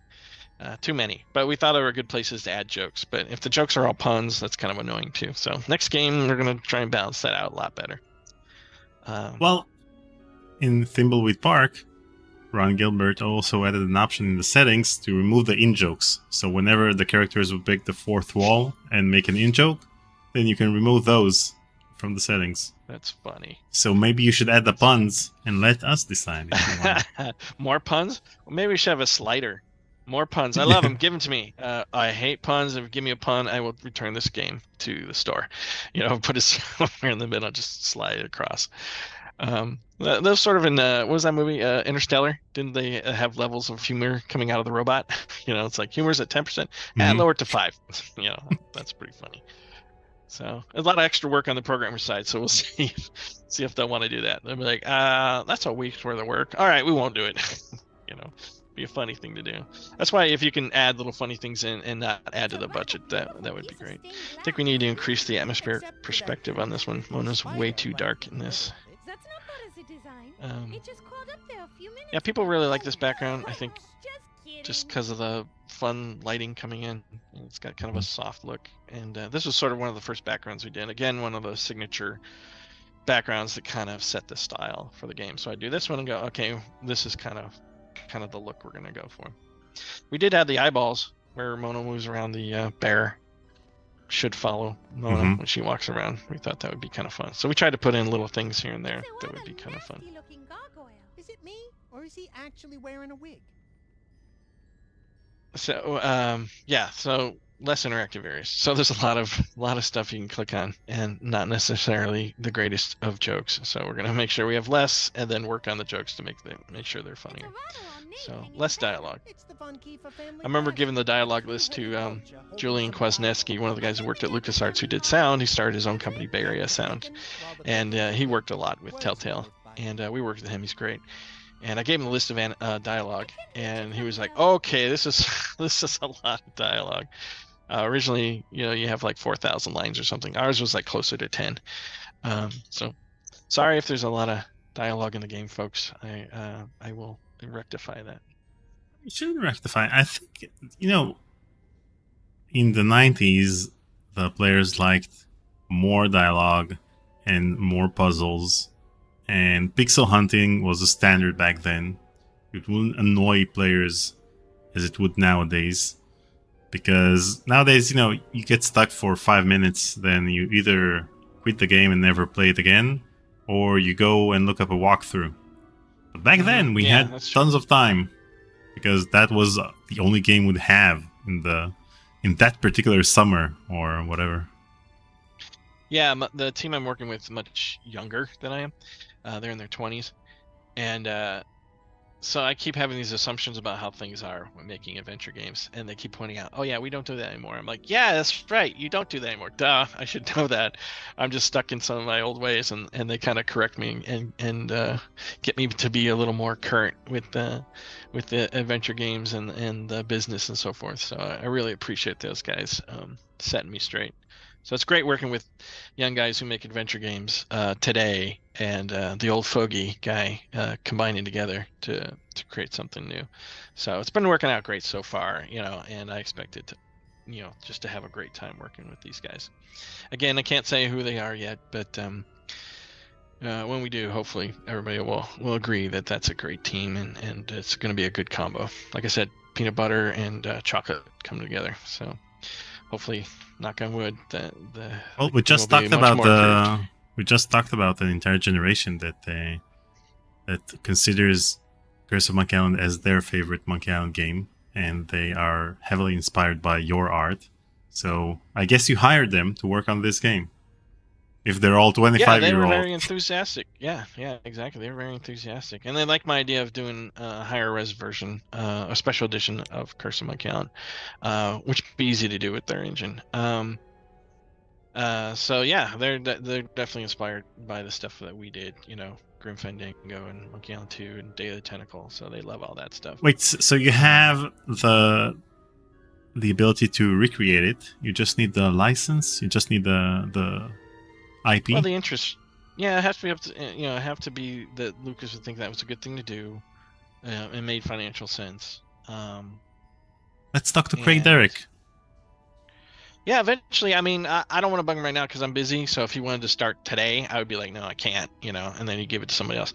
So I'm kind of like, I would like to finish a Vampire Story 2 and then, work on a demo and then pitch it to Craig. But I mean, if he's really interested, yeah, we could maybe do it. I would love to have Jonathan Larry involved in it too, and so that it, they're still the project leaders and it's their call and everything. So I wouldn't want to, replace their position or anything. So I'll bug him for a year, and then when I wear him off, then you'll come in, and that's it. Go. Yeah, I mean, if there's interest, then Disney would be interested. If people want to do it, then they're like, oh, hey, capitalism. We'll give people what they want. Unless it doesn't fit with their plan. Sometimes things don't, things would be great, and some people won't do it because it doesn't fit with their overall plan. Like, I had a friend who was in charge of The Sims back in the 90s. No, in the 2000s, the yachts. He worked at Activision, and or EA, and he was in charge of The Sims. And there was another guy in England who was in charge of the Harry Potter games, and he thought, hey, Harry Potter Sims, that's just a pile of money sitting there, and that we should, make a Sims Harry Potter. So he goes to the Sim, talks to the guy from Britain, and the guy from Britain's like, no, not going to do it because it doesn't help me and it doesn't help the license at all, and it doesn't help my career, so I'm not interested in it. But he's like, but it helps EA, it helps the company. He's like, I don't care, it's more my division that I care about. So that's why. Yeah, but I think Disney wants to license the IPs they have as much as possible at the moment, because otherwise the whole Sea of Thieves thing wouldn't have happened. So I think if people show interest, and according to the chat, people are showing interest in a remaster of Curse of Monkey Island. So okay, great. I mean, like I said, I'd love to do it. And I'd love to make a I'll talk to just Craig. Make a 3D Guybrush, have him walk around. That's it, to show, hey, it'll look good, and hopefully it's worth the money, because you have to build the models, you have to redo the art, and you have to probably rescripted. So it's definitely, it definitely take a budget. So if there's enough fans, then it makes financial sense. Hopefully they do it. Knock on wood, and hopefully I'll be involved. So I'm all for it. On Sea of Thieves, it's funny. I saw my son playing it, and I played it a little bit. So I saw him playing it, and he was playing it quite a bit. I was like, this feels like a RPG version of Monkey Island. He's like, no, it's not. It's nothing to do with Monkey Island. And then I looked up something, and sure enough, there's a map of all the Monkey Island islands actually hidden in the game. And I showed it to my son. He's like, oh, all right, I guess you're right. I go, see, you're playing a game sort of inspired by what I did. Don't you like your old man? He's like, get out of my room. Yeah. so I was like, all right. I just thought it was funny. On one hand, I'm happy that Gen Z is finding out about Monkey Island, because when it gets, let's say, if it's more popular even with Gen Z, then it's more likely that they'll work on a remaster of Curse and of other versions. But on the other hand, I'm very protective of the franchise, and I don't like kids playing Monkey Island. Mm-hmm. Yeah, I thought the same thing too. Is like, well, if we do it in 3D, I mean, you could do it in 2D and up-res it, but if you do it in 3D, I think this generation would prefer it in 3D, and you could put it on consoles, which would work well on consoles. So, the Switch and Xbox and Sony PlayStation, it could be on their stores, and you should be able to play it in 3D. So it would allow it to be something very accessible and appealing to a younger generation that might not like a 2D animated game. So I thought it might have broader appeal, and since it's 3D, it could work on consoles a lot easier. So right now, I don't think you could get. Well, maybe you could get Curse of Monkey Island to work on a console. I don't know. I'm not a programmer, but I just like that idea. You run ScumVM, and then you run it in ScumVM. Irena saying about this scene, this is just so beautiful. Thank you. I worked really hard on this one. I wanted to make it look pretty with the lighting, and give it all the elements that you see in a Dracula movie, and put those everywhere, but in a more cartoony, fun place. So Mona can't see herself in a mirror, so there's a drawing that Froderick did, I think, and put it over the mirror, and it's actually a picture my daughter drew. This one? No, the one on the right, the other mirror. I think I might have drawn that one. I think it's supposed to be Shroudy's mother. Picasso, so maybe Shroudy painted that of his mother. Let's see. On the right, you say? Yeah, my daughter was wow. 7 years old, drew that, and it's got Froderick crossed out on it because Mona gets annoyed with Froderick sometimes.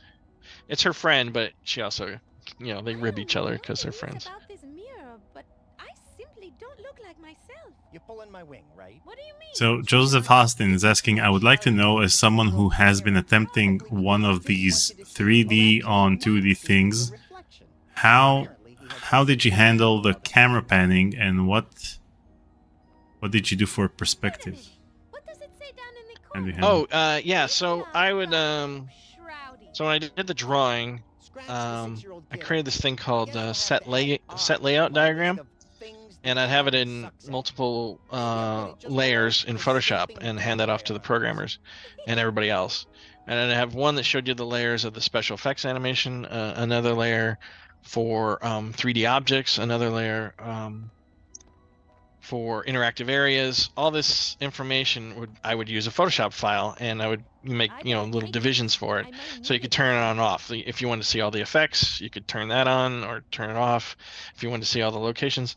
So what I would do is I'd also draw out the walk box on a graph, and I would tilt it until I felt like it looked good on here on a Photoshop layer. So I'd use the Photoshop to put it on there.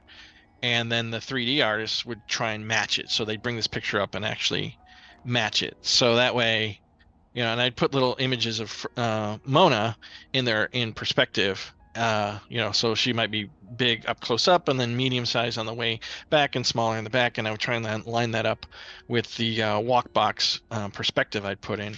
And that would give them a guidance for how to match it. And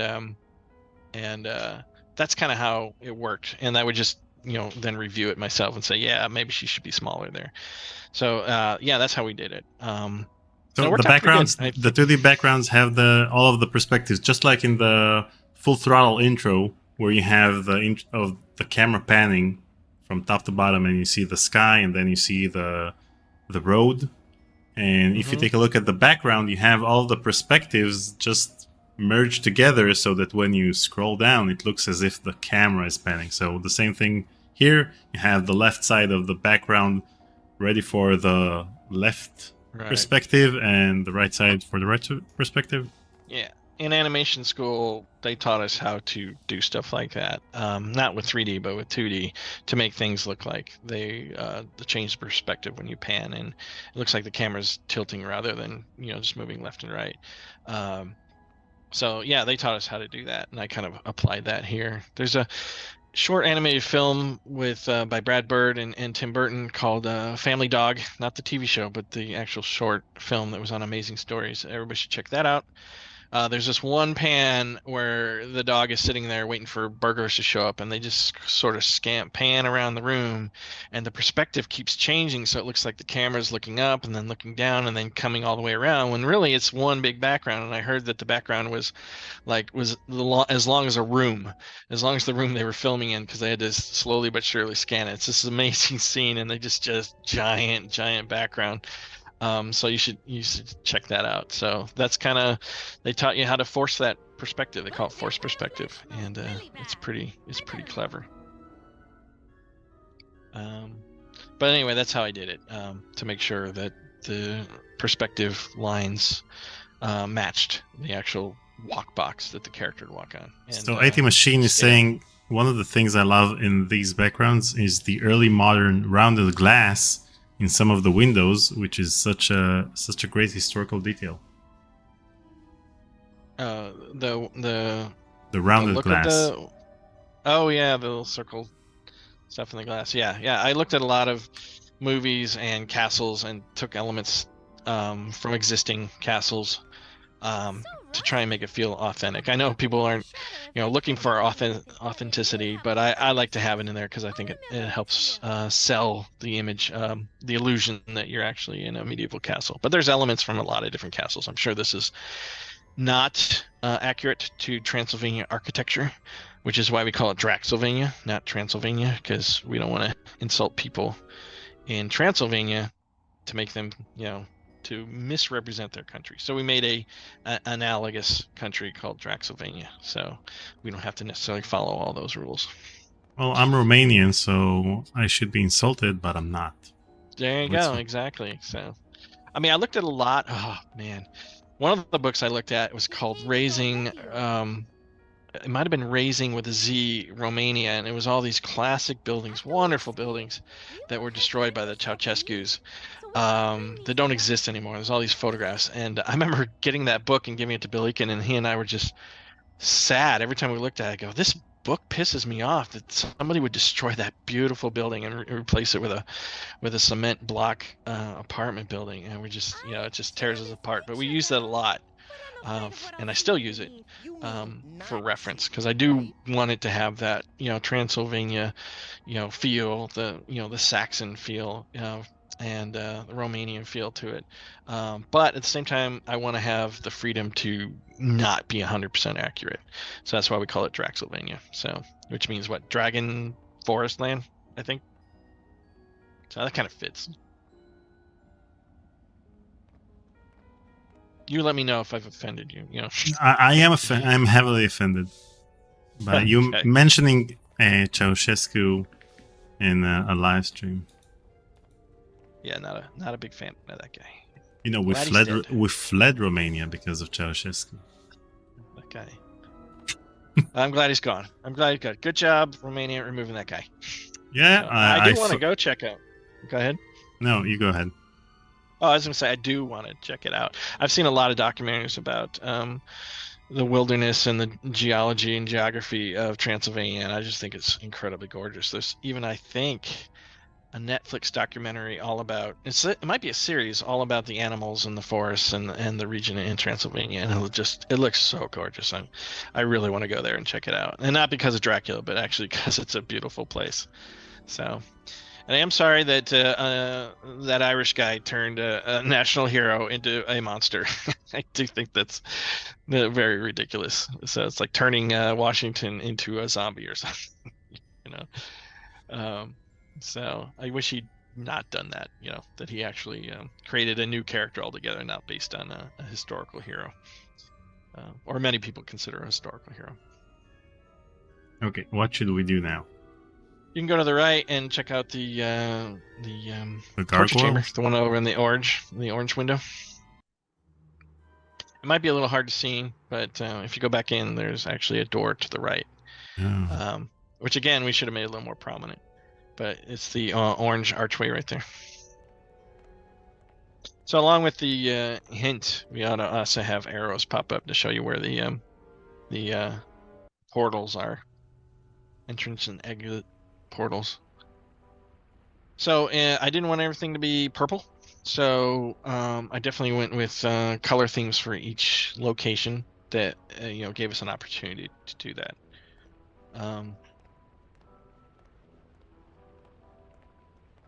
So this is where Mona's coffin is, which is what she's going to use, and Shroudy's coffin.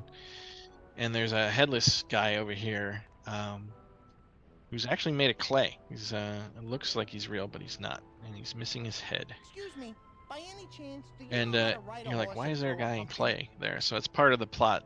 There's a Romani seer who's trying to find a magical book like the Necronomicon that has been hidden in this castle, and she's trying to get it back because she stole it in the first place, and it's a very powerful magical book. And so she created a golem out of clay, painted it to look realistic, and sent it in as a spy. And the previous vampire woman discovered it, and when she cut off his head because she was torturing him because she found out he was a spy. So that comes in later as a puzzle. So that's another monster we put in there, was a golem. So you have to make a golem. The fountain is awesome. How did you make the water blurry, I'd say? Yeah, that was fun. So I discovered the predator. How do you make the predator look? You take the artwork, you cut it out, and you shift it just like by 1 pixel, and it kind of looks like the predator. It has a little bit displacement. So I animated this in bright colors like yellow and bright pink and bright green, and then I select those out in Photoshop and grabbed a section of the background and changed the color a little bit, and then shifted it to the right based on the different elements of water distortion. I don't know, it's kind of a weird way of describing it. The only thing it doesn't have is it doesn't have any reflection, so you'll see that it kind of looks semi-invisible. There's no reflection of the light source in the water, so that's something I'd like to fix. And then the little rat eyes we put there were sort of inspiration from Pirates of the Caribbean. At one point in the Pirates of the Caribbean, you can see blinking rat eyes in the dark, and I thought that was just cool. And then we ended up making characters out of those and getting hints and using them. And in the sequel, the rats will make a reappearance and will be part of a puzzle. So, and they will remember you screwing with them, but they're not very smart, so you can screw with them again. So I do like these characters, even though you can't see them, just eyes. I just like the idea of their eyes. Also, it saved money. Didn't have to animate a rat. You just have these blinking eyes. And that animation is also 2D, so you don't have to create a 3D model. Yeah, exactly. We did have to make 3D models out of these coffins, so I'm not really happy with the texture on these. I'd like to redo them because they look a little, I don't know, plasticky. Don't quite fit the colors. We did, I did try and match the colors. I did all the lighting for 3D things, and I did try and match it as much as possible to the existing light. So the coffin on the right, I think, kind of fits in with the. So you can go to with the Iron Maiden, and you can go down into this pit right here. Go down these stairs. You can go down there. Yeah, that's the other thing that got mad. We were looking at all these torture devices, and we're like, oh man, somebody had to go through all that stuff. Somebody got tortured with all those machines and stuff. That's a bummer. That's kind of depressing. But then I read later that most torture devices weren't used. They were just there to intimidate and scare people that they captured. So they didn't even have to bother. They would just show them the rack, and most of the time people would just say, all right, I'll tell you what you want to know. And so a lot of these torture devices weren't actually used. They were just there to intimidate. So yeah, we had some. It sounds like you're very critical of a lot of the things that you've worked on, Curse and the Vampire Story. But I think that you should judge your previous projects according to the limitations of the technology at the time. So if technology would have been better, but you still didn't use it the right way, or utilized it the way you could, then that's one thing. But that's true. Yeah, in some ways I'm pragmatic. In some ways I'm a perfectionist. So it just depends on what day you catch me. So one thing I did notice about 3D, and we noticed this on Curse of Monkey Island, is we did have a 3D ship in the game, so it is 3D. But I noticed if you keep it dark, people can't tell it's 3D, or it doesn't look that 3D. It doesn't stand out too much. So the same thing with this. We kept this 3D thing dark, so it looks kind of almost like it's 2D. But it's not. Once you move it, you can tell that it's clearly not 2D. The hinges appear to be rusted shut. So we kind of learned that from Little Mermaid. There's a scene with a 3D ship, and they just kept it pretty dark, so you can barely make out any details on it, and it fits right in with the 2D art. And so that's what we did with our pirate ship in Curse of Monkey Island. So when there's a storm sequence, and you see the ship getting tossed in the water, and that's what we did. Just made sure the ship was pretty dark, and it kind of fit in. Didn't stand out too badly.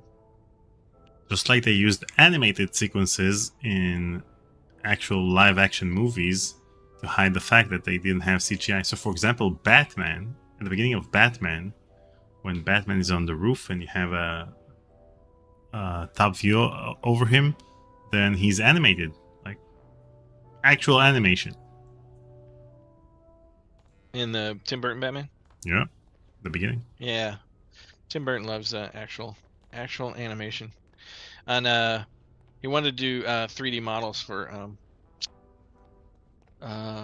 Mars Attacks, the Nightmare Before Christmas models, and all the animators were too busy working on James and the Giant Peach. Even though he tried to lure him away from James and the Giant Peach, didn't work out. So he went to ILM, and he told the ILM animators, make the animation look shitty, like a Jason and the Argonauts kind of movie, where it has that kind of stilted movement. So that's why the animation in Mars Attacks is not the smoothest. He purposely wanted it not to be smooth. Yeah, because it's supposed to look like stop motion. Yeah, exactly. You can go into the theater. Wait, I need to take the banner, right? Yeah, you can get the banner. I think you can grab it. Is fairly loose. I'm not Maybe going to the pull sword. it down right now, but if I need it at some point, I'll remember that it's here. Okay, so this is the thing we added. Idea icons. So anything blue is an idea. So it's not something she's carrying around with her, but it's an idea that she has in her mind. And if she wants to use it, we decided we didn't want to do what Guybrush did, which was take, like the ramrod from the movie and from Curse of Monkey Island and shove it down his pants, which I think is hilarious. But we didn't feel like that humor was correct for this game. So we, instead of having her carry a bunch of stuff in her inventory, in her bag, we thought things that were kind of big that you wouldn't be able to carry on yourself, we would go ahead and turn those into abstract ideas that you could later then use and have her go back and get it. So I don't know if that was necessarily a good idea, but I just felt like it made more logical sense. And we keep it pretty quick. We animate, we cut. So she just cuts back, grabs the thing, and boom, she's back. Actually, it's a great idea. Well, it wasn't exactly my idea. I did a variation of it, but we had an idea similar to it for Brian Moriarty's version of the dig. Because he didn't want to have humor in the game either, and he didn't want to have something like that. So if a character had to carry something metallic around, not metallic, but something long and big around, he wanted you to be able to combine the idea of it with a location. So if you climbed out of a pit, you got a metal pole from a crashed spaceship, you could lean it up against the wall and you can climb out. But he didn't want you to have that in your inventory. But the thing that we did, I think, a little bit differently is we came up with abstract ideas. So if you heard a song, the song would appear in your inventory and use that song later for a puzzle. So you could use abstract ideas. So I did kind of like it gave a little more freedom to make puzzle designs based on that. It's a little complex and not everybody gets it. And in our demo, we have some idea icons for abstract ideas of how to solve a puzzle. And it can get confusing, so it's definitely a challenge to make sure it's clear to the players how the abstract ideas work.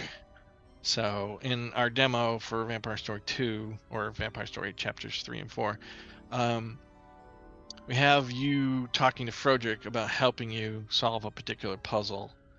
And that's an abstract idea that pops up. So I'm hoping players, so far, we made it clear enough. I think players got it that you use Frodrick to help you with a puzzle, but he's not in the room. He's outside in another room.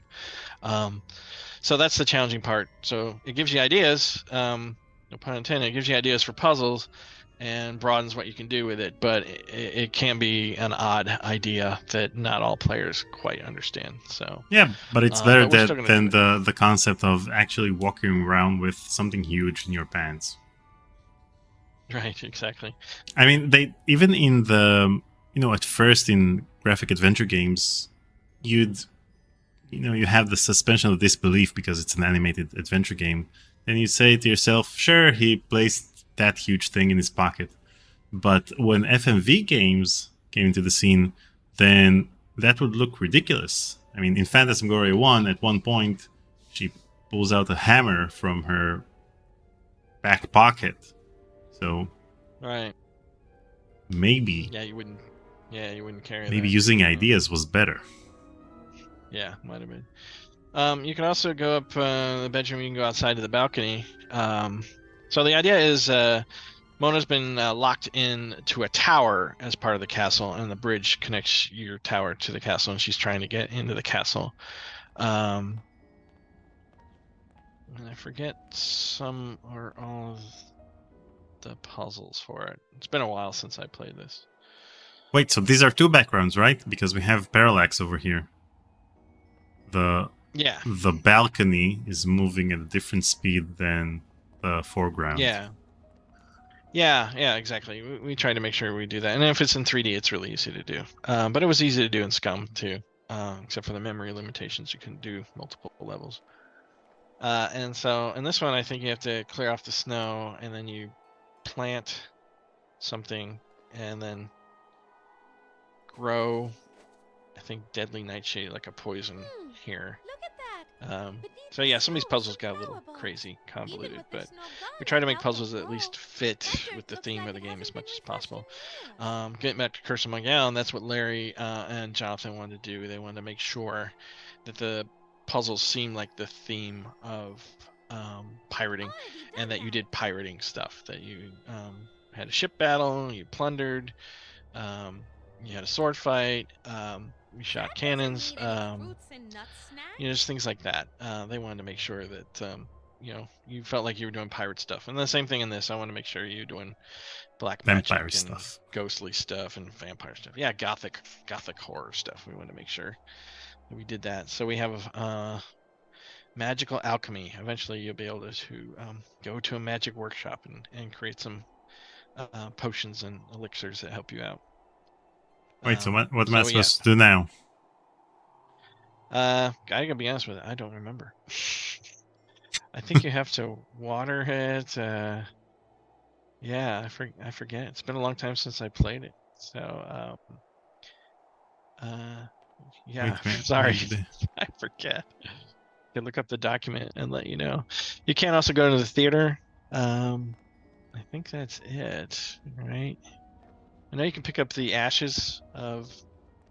So the lady who's the mother, she was a sorceress. She stole a magic book from the Romani seer, Madame Strigoi, and she used it to seduce powerful men, kill them, take their money, and that's how she got this castle. And this is where all her husbands are. This used to be her bedroom. So, so these are ash urns filled with ashes of previous husband. She's sort of like a Black Widow. She's currently not in the game. She's disappeared. Nobody knows where she's at. So I think you can pick up that brown one on top. Wait, I need to check this out. And I also love the fact that you can skip the walking.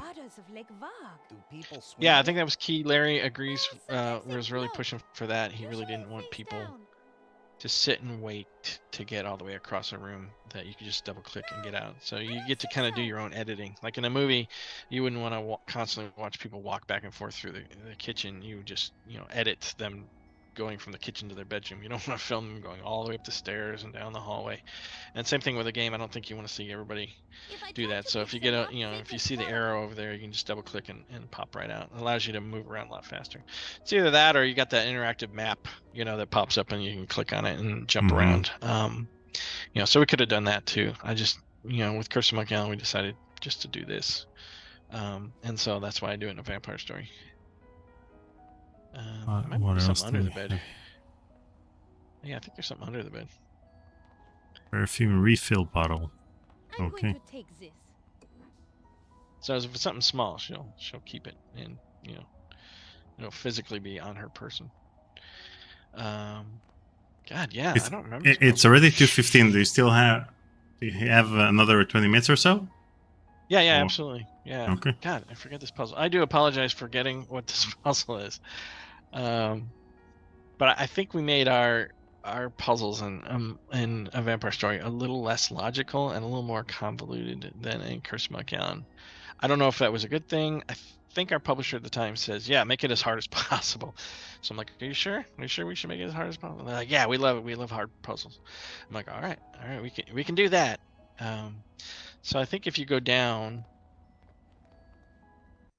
the stairs or to the torture room? To the left, yeah. I think if you go to the left, you can go over to the theater. To the left, oh. Yeah, so you can go to the left side of the screen. Irina is asking, is it true that this game is on Steam but is not the full version? That's the full version. No, that's the full version. Yeah, no, it's absolutely full. Well, people say it's the first 2 chapters of the series we're going to make, but it's only 2 chapters that have been made so far. So you're not getting, you know, you're getting the same game that came out in 2008. So her goal is to get to Paris, and we haven't made the part where she gets to Paris yet. So we got a little mini puzzle here where you can control the scenery flats.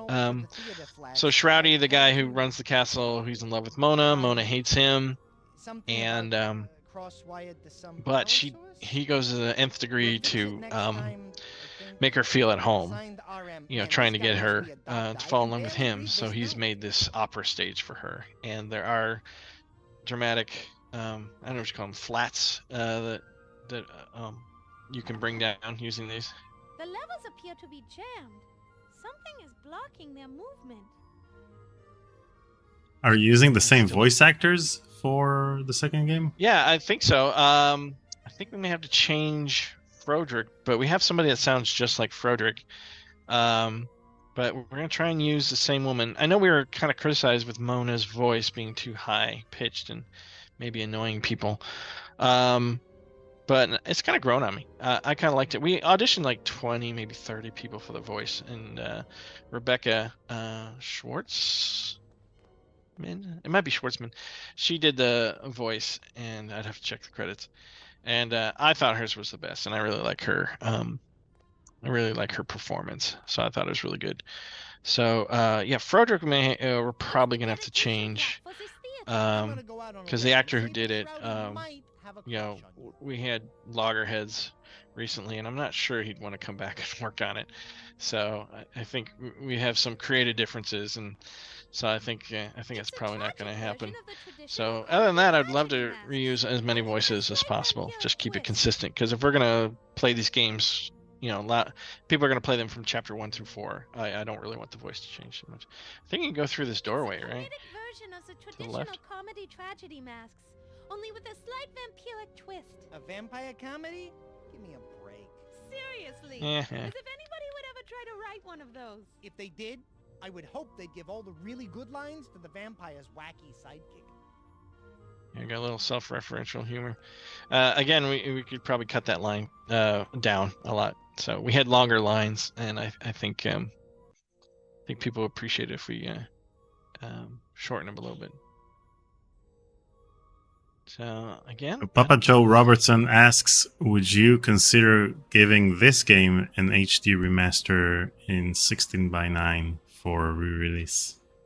Yeah, I'd love to. I don't know if we could raise the funds to do it, but yeah, absolutely. You know, as much as I want to fix things on Curse of Monkey Island, I probably want to fix things even more on a Vampire story. For sure, I'd love to do that. So if there's a publisher interested in, because that'd be great, because then we have the older game looking just as good as the newer game. So chapters 1 and 2 could look just as good as 3 and 4. Be nice and consistent all the way through the chapters. So yeah, absolutely, I'd love to do it. Yeah,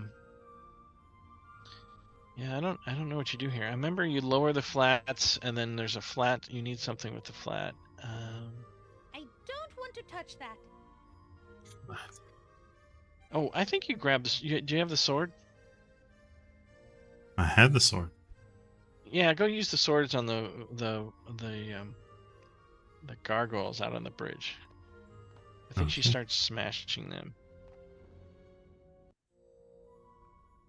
Or is there a mace? Do you have a mace in your hand?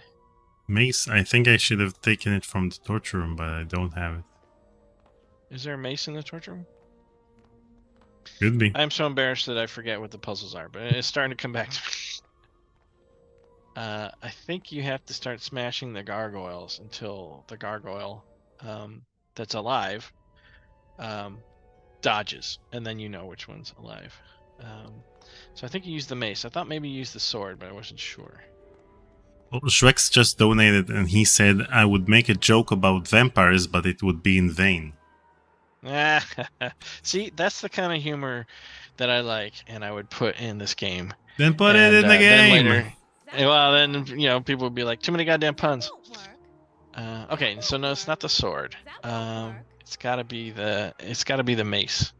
So was there a mace in the torture room? Yeah, let's go to the torture room. Yeah, I think so. Yeah, if you double click on the door, you automatically transfer. So I click the space bar to skip the scene instead. Oh, there you go. That'll work. If you double click on the exit, she should pop there. And Jwex is saying there are never too many puns. I'm telling you, you should add a slider in the settings. That's it's funny. I'm a big D&D player, and one of my favorite guys is Gary Gygax, and he used to make a lot of D&D modules with a lot of puns in it, and just make his players groan all the time. So he and I are simpatico on that. So the mace is on the wall over there. Yeah, a little pixel hunting. It would have been nice to have a close-up of that. So that's one thing I would love to do, and we're going to do more of is more close-ups, so you can see things better. So with 3D, you're able to do that a little bit more. All right, yeah. So go up and smash the gargoyles with that. So have you ever considered launching a Kickstarter campaign for one of these projects, either the remaster of A Vampire Story or? Well, I did one for Duke Grabowski because it was a smaller game. No, but I'm talking about these games, the bigger projects like A Vampire Story and maybe Curse of Monkey Island. Before LucasArts. I'm sorry, go ahead. Before LucasArts agrees to it, just launch a Kickstarter campaign to see if there's any interest. And with Curse of Monkey Island Special Edition? Yeah. I don't know if it's legal. I might get a cease and desist from Disney. Someone just launched a Kickstarter campaign for an adventure game, a point-and-click adventure game based on Ghostbusters, and people started donating. And in the FAQ, they wrote that they still don't have the rights for Ghostbusters, so I don't know what they expect would happen. Yeah, there's a bit of a bug here. This should go away. What about Spacebar? Oh, there you go. So she'll start on the row. Oh, okay, that's interesting. I didn't know people did that. Warner Brothers owns that people did illegal things. Yeah. Surprised Kickstarter allows it. Yeah, I think I would just, I don't want to piss off Craig Derrick or Disney or anybody else. So in the meantime, in 2024, you can work in 2024 you can work on a Vampyre Story 2. And I'll bug Derek about the Curse of Monkey Island remaster. And we'll reconvene in 2025 and talk about whether or not I convinced him, and you'll let me know if you have any time to work on it.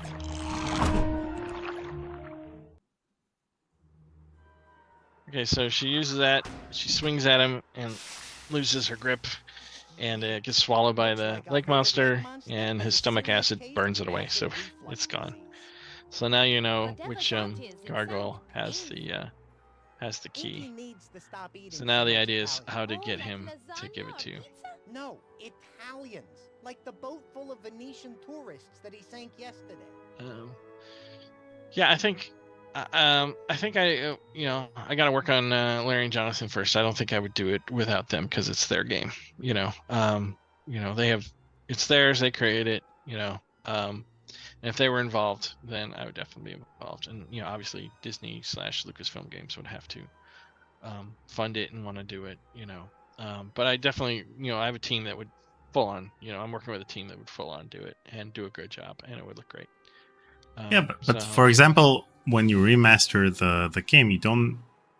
The plan is not to change anything, so you don't need Larry and Jonathan for anything apart from their emotional support. So, for example, Dominic Armato, who voiced Guybrush, did work on the Legend of Monkey Island, even though Ron wasn't involved. So, Right. Well, I think they might want to change or fix some things as well. Not a lot, but a few things. Like, we did have to shorten the ending of the game, and I think for sure they feel bad. Actually, go above to the right of him. I think there's an interactive area. We should have made it a little clearer. You can fly above the gargoyle. There is a raven up there. We want to have another Gothic monster. So go to the end of the bridge. Wait, I have the tab button that shows me the interactive. Oh, here it is. Yeah, so that one right there. So that wasn't very clear. I think we should have made that a little clearer. So Papa Joe Robertson says, I feel like this game would have really benefited from wider framing. Wider framing? Huh. Yeah, for widescreen. Because this is for a 4x3 game. Yeah. Oh, yeah, 16 by 9? Yeah, I agree 100%. So that's what we're going to do for the next game. Yeah, for sure. It's going to be 16 by 9 and wider. So I agree. Adventure games are I think they work a lot better when they're wider, for sure. So that's another reason if we ever did a special edition of a Vampyre Story, I would definitely want to make it, wider and 16 by 9. I think people would like that a lot better. So my question about this is, for example, if you'll create wider backgrounds for Curse of Monkey Island or wider backgrounds for this game, how do you expand an existing background? Because on one hand, you don't need to add anything important to the frame, because if it would have been important, it would have been in the original frame. Right.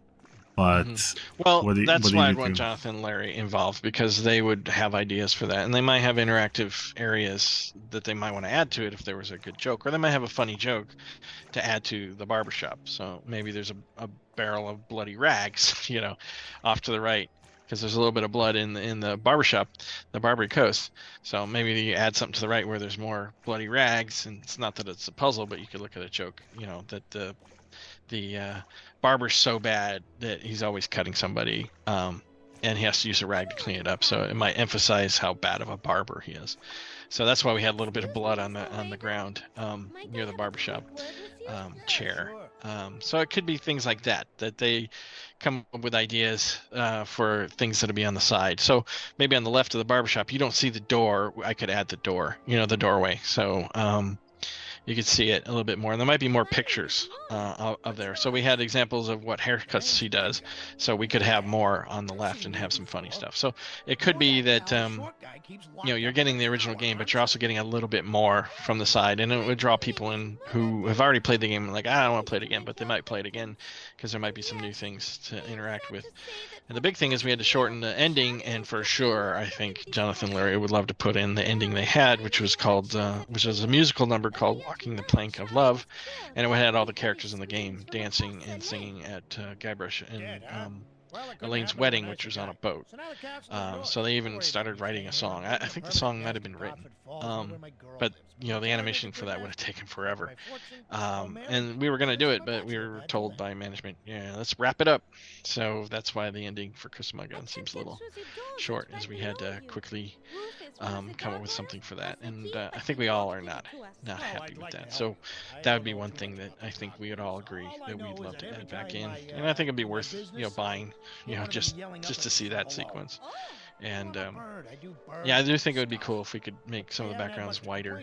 Not all of them would need it. Obviously, the ones that pan wouldn't need it, but it would be cool to have little things that you could add on to make more jokes about. But I don't know if they'd want to do that or not. Thinking Machine is saying that the song lyrics are printed in the strategy guide of Curse of Monkey Island. There you go. Yeah, because we worked on it. You know, we had the ideas, we storyboarded it, so we wanted people to, you know, at least see the work that we did on it. So it would be great if we could actually put that in there and animate it. So I don't think that would be altering it too much. It would be, you know, adding the thing that we originally were going to add to it. I think the other thing we'd like to change was my idea, so I apologize. When Guybrush gets captured by LeChuck in that game, and he's in the, you know, the Skyway cage, there's all this backstory and exposition, and I thought it'd be a fun idea if people could choose what exposition they wanted to hear or not, and make it interactive, because it's a game. Make it interactive. But I think it ended up having everybody would click on every option, and it made it stretch really far out. So I think if we had turned that into a cutscene and just got to the essence of it, it would have gotten people to the next part of the, you know, game a lot sooner. So that might be something that people, you know, that they might want to edit out or turn into a cutscene, because I don't think people like that part of the game. I think it kind of slowed down. People like every part of the game. Yeah, you know, that's great, and I'm glad for that. But I really feel that section it takes too long and it is boring. And it was my idea. I talked them into it, and now I kind of feel like, you know, I regret it. But it's great to ship both games at the same time. You buy one product, you get the original game, and then you get the SE game. So if you don't like the changes in this, you could, you know, you can play the original. Because I wouldn't want to change the original. I would like to do, if I do it, SE would be something completely different. I didn't care for George Lucas changing Star Wars, but if he had made a different version of Star Wars, let's say he did it with like Flash Gordon kind of retro rocket style, you know, Star Wars, you know, completely different, or an animated version of Star Wars, you know, feature, and he changed stuff, yeah, I'd be fine with that. So as long as the original was the same, you know, because you have that option of doing it. And so I think right now you don't have the option to see the original Star Wars. You have to see the alternate versions. If you have the 2006 DVDs, that was the last time they released the originals. Mm-hmm. I have them on, I used to have them on Laserdisc with the original, so I wasn't too worried about it. But I don't have a Laserdisc player anymore. So, but yeah, I wouldn't want to go back into an existing product and alter it significantly, other than fixing a little things here and there. But if I did a special edition version where everything's kind of redone in a nice way, but still similar, and basically the same, but you know, all the graphics are redone. Then I think that'd be okay to make a few changes here and there. And you know, that's funny. In Full Throttle Remastered, one puzzle was no longer a puzzle when they switched to widescreen, because at one point in the game, you're in a location and you need to find the bike, or otherwise you'll die.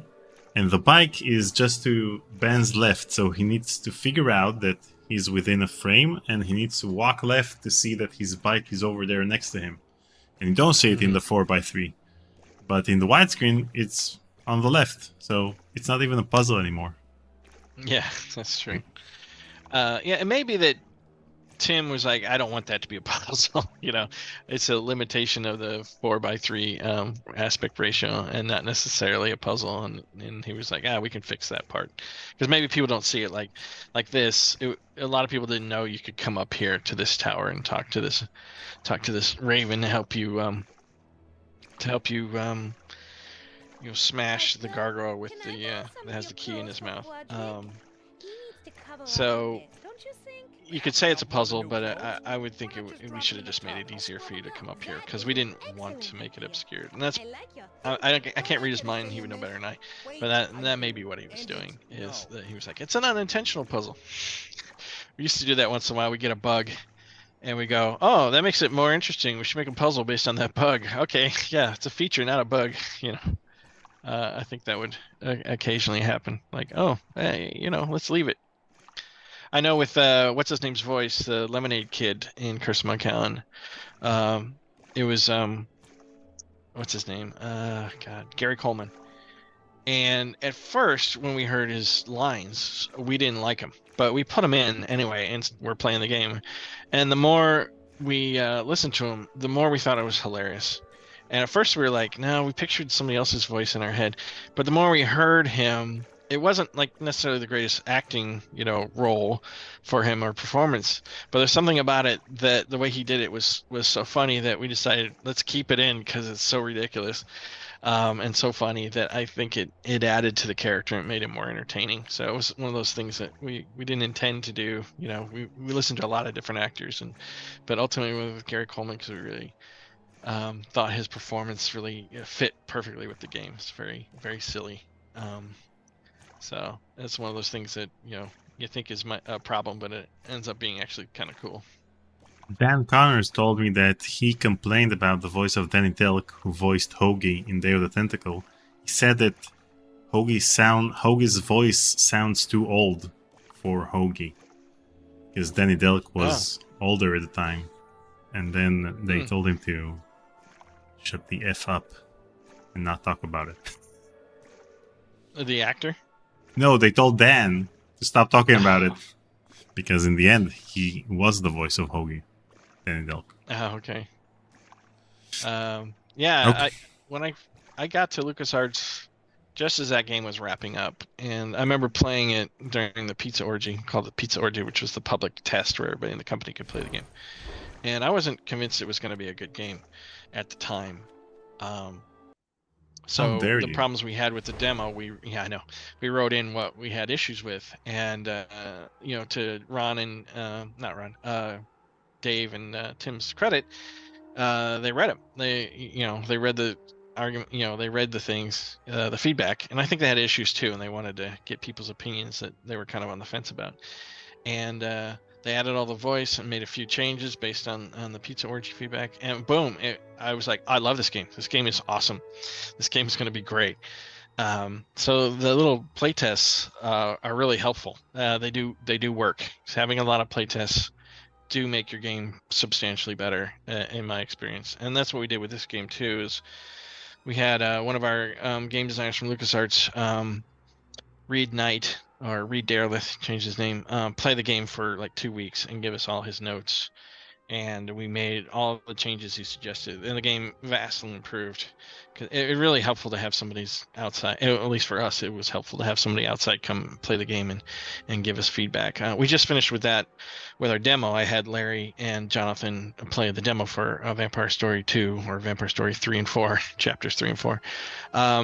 And they gave really good feedback. And we went and simplified puzzles and tried to make things a lot easier. Larry gave me a ton of notes. Not all of them we could do, but Jonathan gave pretty short notes, and they were very helpful. And I've had 6 people play it as well and give feedback. And so we're pretty happy with it. We think we have it down now that when we show it to publishers, it should be a pretty good demo. So I encourage everybody, get as much playtest early in as often as you can. So and I think a publisher, if you're going to be a publisher, I think you need to do that too. I think you need to play through the games, not just trust the developer to do it, because the developer will want to hear what you have to say. But I would say don't force, if you're a publisher, don't force your opinion on them. Wait for them to come to you. I think the developers, and you may know this because you're a developer too, but I feel if the developer will want feedback, but they should seek it out from you, and then, you know, give them your notes, give them your ideas, but don't, as a publisher, don't insist on your ideas, because you really want the creatives to be passionate about what they're making. And if you shit all over their ideas, it's going to hurt the game. It's going to hurt their morale, and it's going to hurt their game. So it is good to give feedback, but make sure, they seek it out. And don't be, mean or harsh on it. Just be honest, play the game a lot, and talk to people, show them respect, and you'll get a much better game. So that's my advice. Rant over. So feel free to rant. Open this? Good time call. Jenny 8675309. Boy. So there you go. That's a reference to that stupid I bet millions of people song from the 80s. Staring at it while hanging there, wondering who was this Jenny. So I think you're supposed to get in the pit. You might use the sword. Yeah, use the sword with the door. See if that props it open. That won't work. That won't work? No. I forget what it's rusty, right? Yeah, it's the rusty sword. Oh, look at the snacks. All right, and this is where we have a really tough puzzle. I think if you examine the snacks,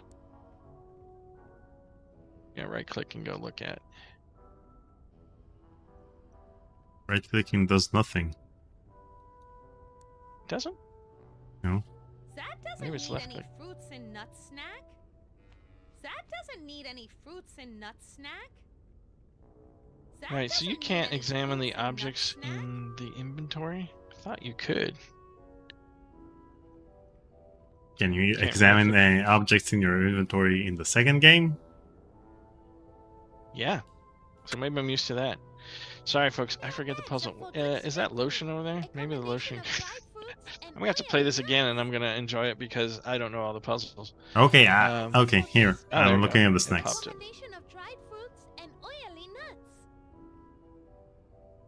So oily nuts is the clue there. That you have to use the oil from the nuts on. Need any fruits and nuts snack? On the pit? You might on the hinges, maybe. They might be a separate. Or you got to crush them and get the the peanut oil out of it. Pit handle. Wait. Got it. That doesn't need any fruits and No. nuts snack.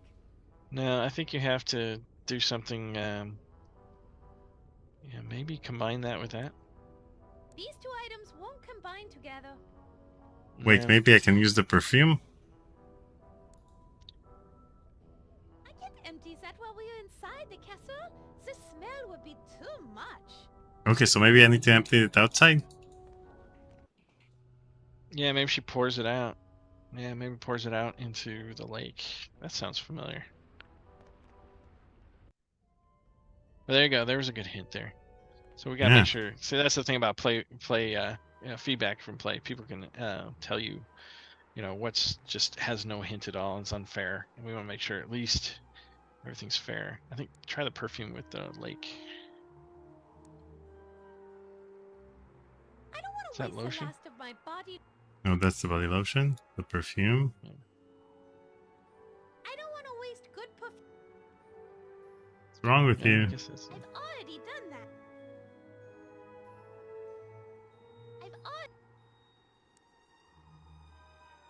Yeah, try it with the Inky down here at the bottom. What? Yeah, down at the bottom. You can see Inky's shadow down there. The lake monster, yeah. Yeah. Okay. So that's one that's not very clear. You could make that a little. Foul. Yeah, probably from all the tourists rotting in his gizzard. Disgusting. Maybe the whole perfume bottle will make him smell better. So that's something I like to fix. The animation end up behind the stone instead of in front of it. Art bug. We call those art bugs. Or that's what we used to call them. So those are things that I would fix, and some people go, nobody's gonna notice. I'm like, I notice. That I would like to fix. The thing about 3D games is that at the time of release, the cutscenes look better than the in-game animations because of the capabilities of the real-time graphic cards of the time. But then, like a decade later, the in-game graphics look better than the cutscenes because the cutscenes were rendered at a certain resolution, and the modern graphics cards can render it in higher resolution. Right, so in the new game that we're working on, we use all real-time cutscenes. So if there's a change in the model, changes all the models. If we want to upgrade stuff, patch it, you can do it immediately, and it'll look fine. We're not going to pre-render any of the cutscenes, so we don't have that exact problem. But yeah, you make a perfect point. And compressing those was a big pain in the ass, and finding a compression was a big pain in the butt to fit it all on the disc too. So we avoid that problem. So maybe you put the nuts in the. I feel like you have to crush the nuts somewhere. Where would you crush the nuts? Okay, so we have the bottom refill, empty crystal. Wait, can I? Yeah, I feel like you have to crush the nuts somewhere. How about the maiden, the Iron Maiden? Try the nuts with the Iron Maiden, maybe. Okay. Irena Romero says, "This is so entertaining. I usually go on Twitch to watch some Curse of Monkey Island gameplays, and really enjoy how people discover clues and have fun, like I did for the first time." Yeah. Yeah, by forgetting, that's what I said, by forgetting the puzzle of this game, I can play it and actually enjoy it and go, yeah, I solved a puzzle that I totally forgot about. Need any fruits and nuts snack? Right. No. Doesn't need any fruits and nuts snack? You can talk to her. She might give you a hint. Wait, we have the poker and the hot calls. Wait, Mona's coffin. Iron Maiden. No.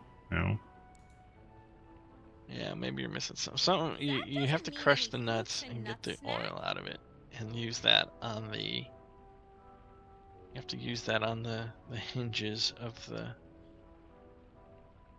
So that's a body pit. There's a bunch of dead bodies in there, and the crow who will help you out, Raven. They're carrying creatures. Like vultures. So he likes eating carrion. So you have to give him some carrion. So we're being a little gross here, inappropriate. I remember one thing our publisher wanted is to make this Iron Maiden actually a 3D model, which I totally wanted to do too, but it was one of those things that we just didn't have the money or time to do. So I do apologize if we did not make a 3D model out of the Iron Maiden. Because it would have been nice to have an expression and some animation on there, rather than just moving the jaw and glowing the eyes. But it looks great either way. Because you don't expect the Iron Maiden to move too much in 3D space. Yeah.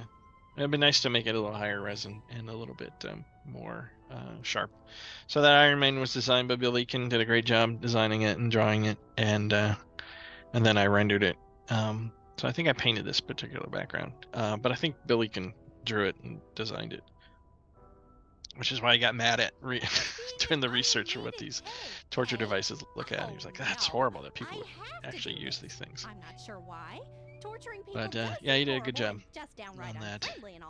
But we all have to follow the paths our creators have laid down for us. Yeah, I love this voice, this actor's voice. Yeah, Bay Area Sound, Julian Kwasniewski, and his team did an awesome job. Really good casting. Obviously he knew all these actors and he knew exactly who would be a good actor.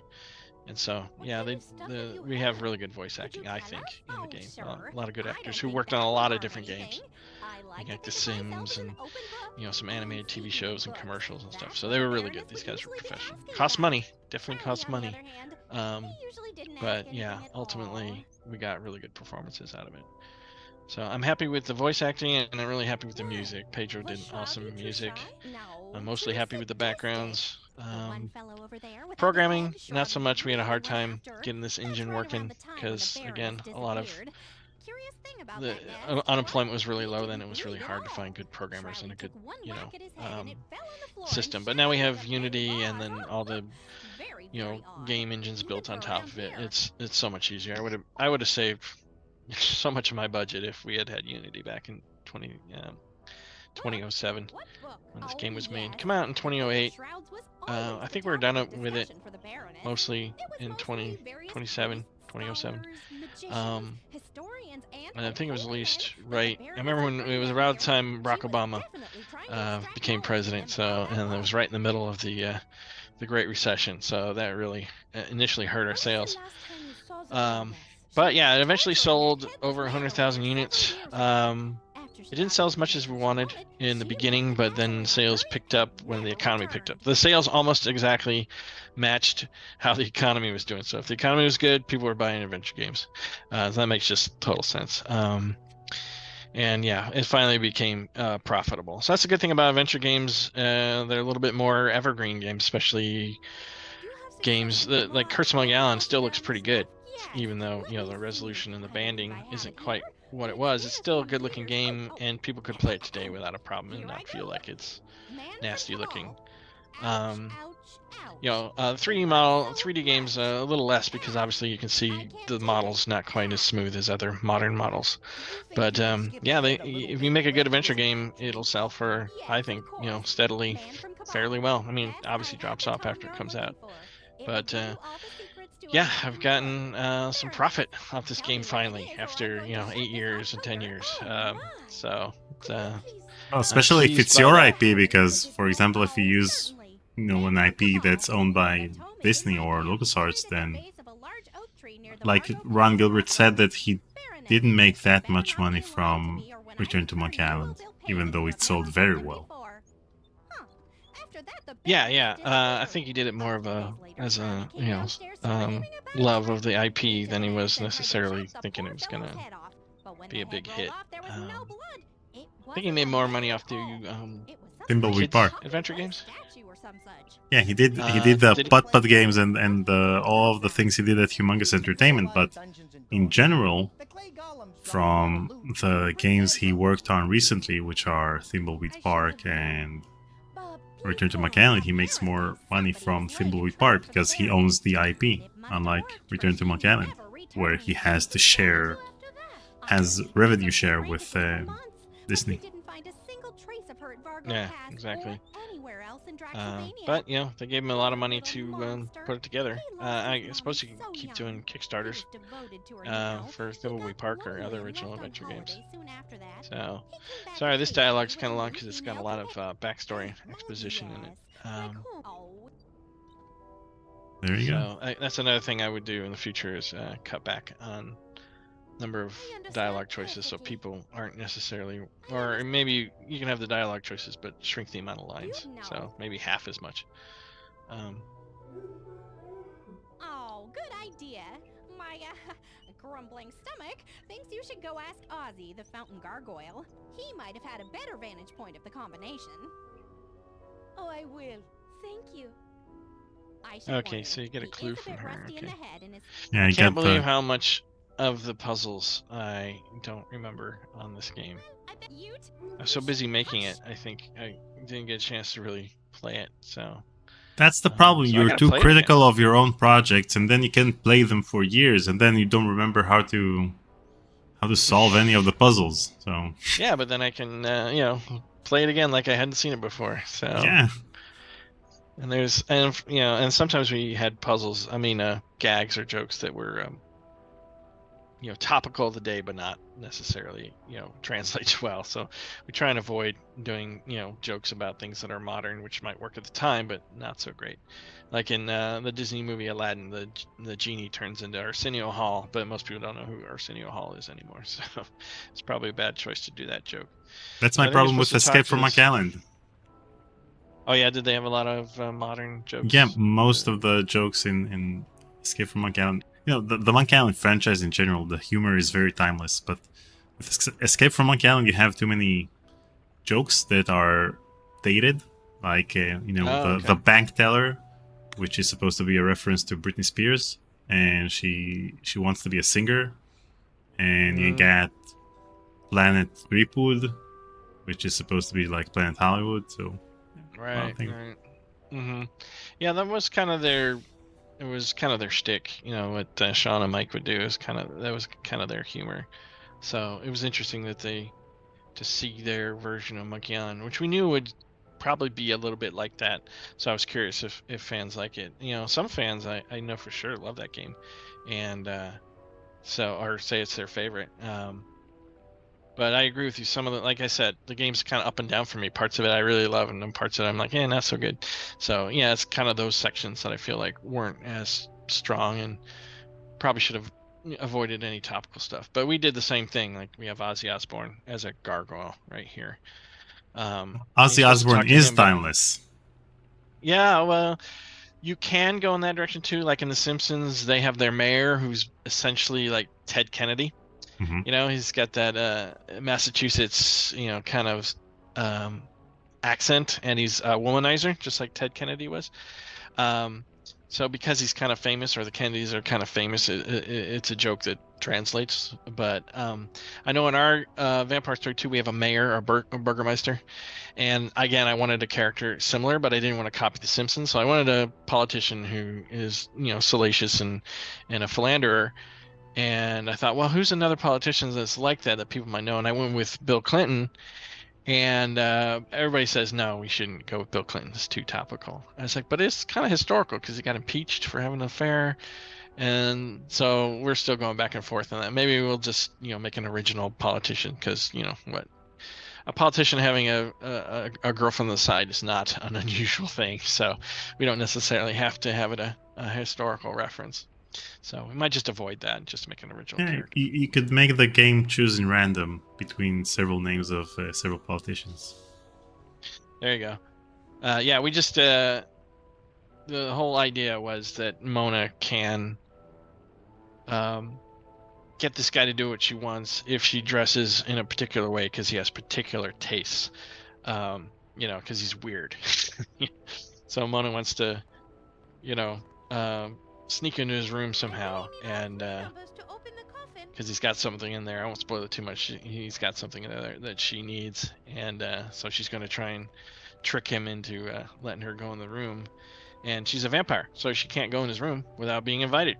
So a salacious politician who's a philanderer will totally invite you know, somebody he's attracted to his room or to his house. I think we changed the puzzle to it's actually his house now. Yeah, we just recently fixed some puzzles. We got some feedback from our team who, like I said, they're in their 20s, and they pointed out all the problematic jokes we wrote back in 2006 and made changes like, yeah, that joke did not age well. That idea didn't. We're going to have to rework a lot of this stuff. Well, not a lot of it, but certain sections of it. Got to be a little more you know, aware of how it comes across. You know, we always meant it in an innocent way, but it might be interpreted as, you know, an offensive way. So let's go back and make sure we don't, you know, cause any controversy that upsets people, because we don't want to piss off our fans at all. You know, we want our fans to be happy and enjoy the game. So yeah, I'm sorry I don't know all the puzzles for this. Yeah, so no worries. By the way, when do you think we'll be able to see the demo of the second game? Well, this demo was designed just for the publishers because we had to make a short puzzle that only part of it is going to be in the game. So we don't want to put out. So that's what Larry was saying. He's like, oh, you should do it just the way we did it. You know, with Curse of Monkey Island, we made a demo. And it's like, well, you made a demo that was actually in the game and part of the game, and we did that with the Vampire Story too. We took one of the puzzles and made a demo. But for this one, we weren't thinking we would show it to the public because I don't want to disappoint people. You know, since we haven't signed a deal yet with a publisher or you know, any venture capitalist company or individuals. So we just want to make a game that is to show off what the game could be like. There is a puzzle in it, but we shortened it by a lot just so the demo could be squeezed in to 2 locations. So we could just focus on those and polish them. So I don't think we'd release it for the public because it would be deceptive. It would not be the actual puzzle or the actual game. This is more of a feel and a technical demo than it is necessarily an actual slice of the game. But the locations we'll still use. We probably won't use all the dialogue because the dialogue is specifically for this very shortened puzzle. We might be able to do screenshots of it, but I don't think we can release it as but it's not that deceptive. You know, for example, Space Quest 6, the demo for Space Quest 6 had an original plot, and the entire demo had a sequence that wasn't in the game. So, well, maybe I'll talk to my partners about it, my the team I'm working with on it, and we'll see what they say. Right now, we're feeling pretty conservative. Right now, we're like, let's keep on the download. I think they're a little nervous with me even talking about it, but I think I think we do need to talk about it to a certain degree to make sure people have understanding that it's being worked on. But there is no guarantee that it's going to be made yet. So that's why this demo is designed to show publishers that it's a good game and that it can be made and it'll look great, and it's based on a popular franchise. So that's why I'm having you show this game. It's like I want to make sure that people who haven't played the game gets a chance to give it a look at and try it out, because it is now fairly cheap, like I think $5, and it's back on Steam and should work on modern machines. It is working. So thank you very much for showing the game. Yeah. My so pleasure. far, so good. Yeah. So thank you very much for allowing me to show my game, and hopefully it'll keep people interested in the franchise and show publishers that this is a good franchise to go with. And cross our fingers. There's definitely some that are interested for sure, but we want to finish up the demo and then present it officially to all the publishers and see what we come up with, and hopefully get it into full production or partial production,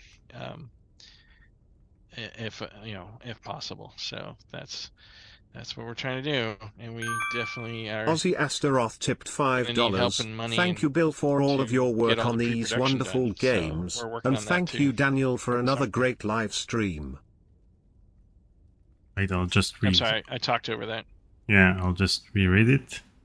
Aussie Astaroth donated and said, "Thank you, Bill, for all your work on these wonderful games, and thank you, Daniel, for another great live stream." And thank you, Bill, for joining me today for this live stream. It was really fun, and I really hope, at first we talked about showcasing the demo of the second game, and you have a decision to make on your side. But if you ever decide to showcase the demo, then we could have another live stream and actually play it. If it's, how long is the gameplay in the demo? Well, it's 2 locations and it's 1 puzzle, but there's at least 3 steps to solving that puzzle. And it does involve, some abstract idea icons. So it's a little more challenging, which we did on purpose. We didn't want it to be solved super quickly. But we want to make sure it's not, too difficult and doesn't make logical sense. So I think it's probably 10-15 minutes, so 15 minutes of gameplay like we saw in this live stream. We can stretch over the course of 2 hours because we talked so much. So if you ever want to showcase that demo, I'd love to show it to everyone. Well, probably next year we'll see. See if my partners and I feel like it's the right thing to do. So if we do, we'll for sure do it. So right now we're being a little more conservative with it, for various reasons. We're just trying to be cautious. So I don't mean to be a dick and talk about it and then not show it, and get people interested and then not there's no payoff. So sorry to tease people. I just wanted to reassure people that we are doing our best to make sure we can get this going, because it's a really good game, and we want to start pre-production on it as soon as possible.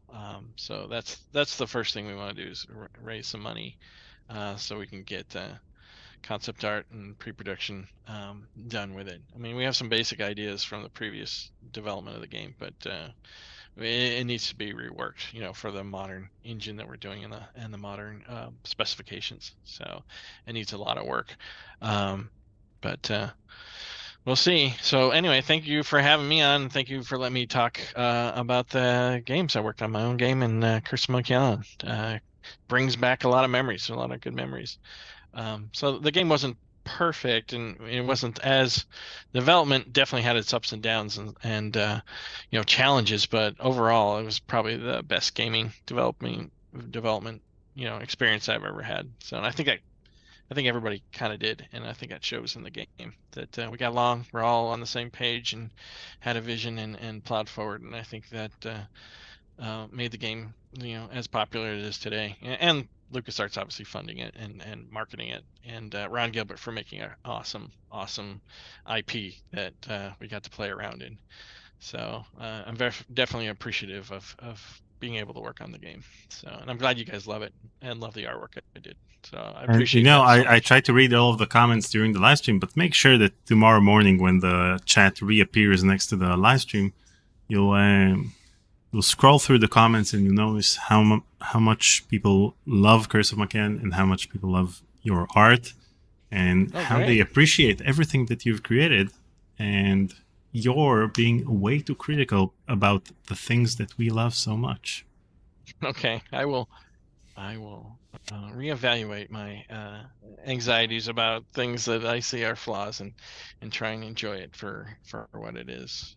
But I'm just a bit of a perfectionist. I'm like on the edge of perfectionist versus practical. It's like, we got to get it done on time, but it's nice to get more money, more money and time to make it perfect, but it's still pretty good, so but after a decade or 2 decades, you can look at it as if it's someone else's work, and then you'll be less critical.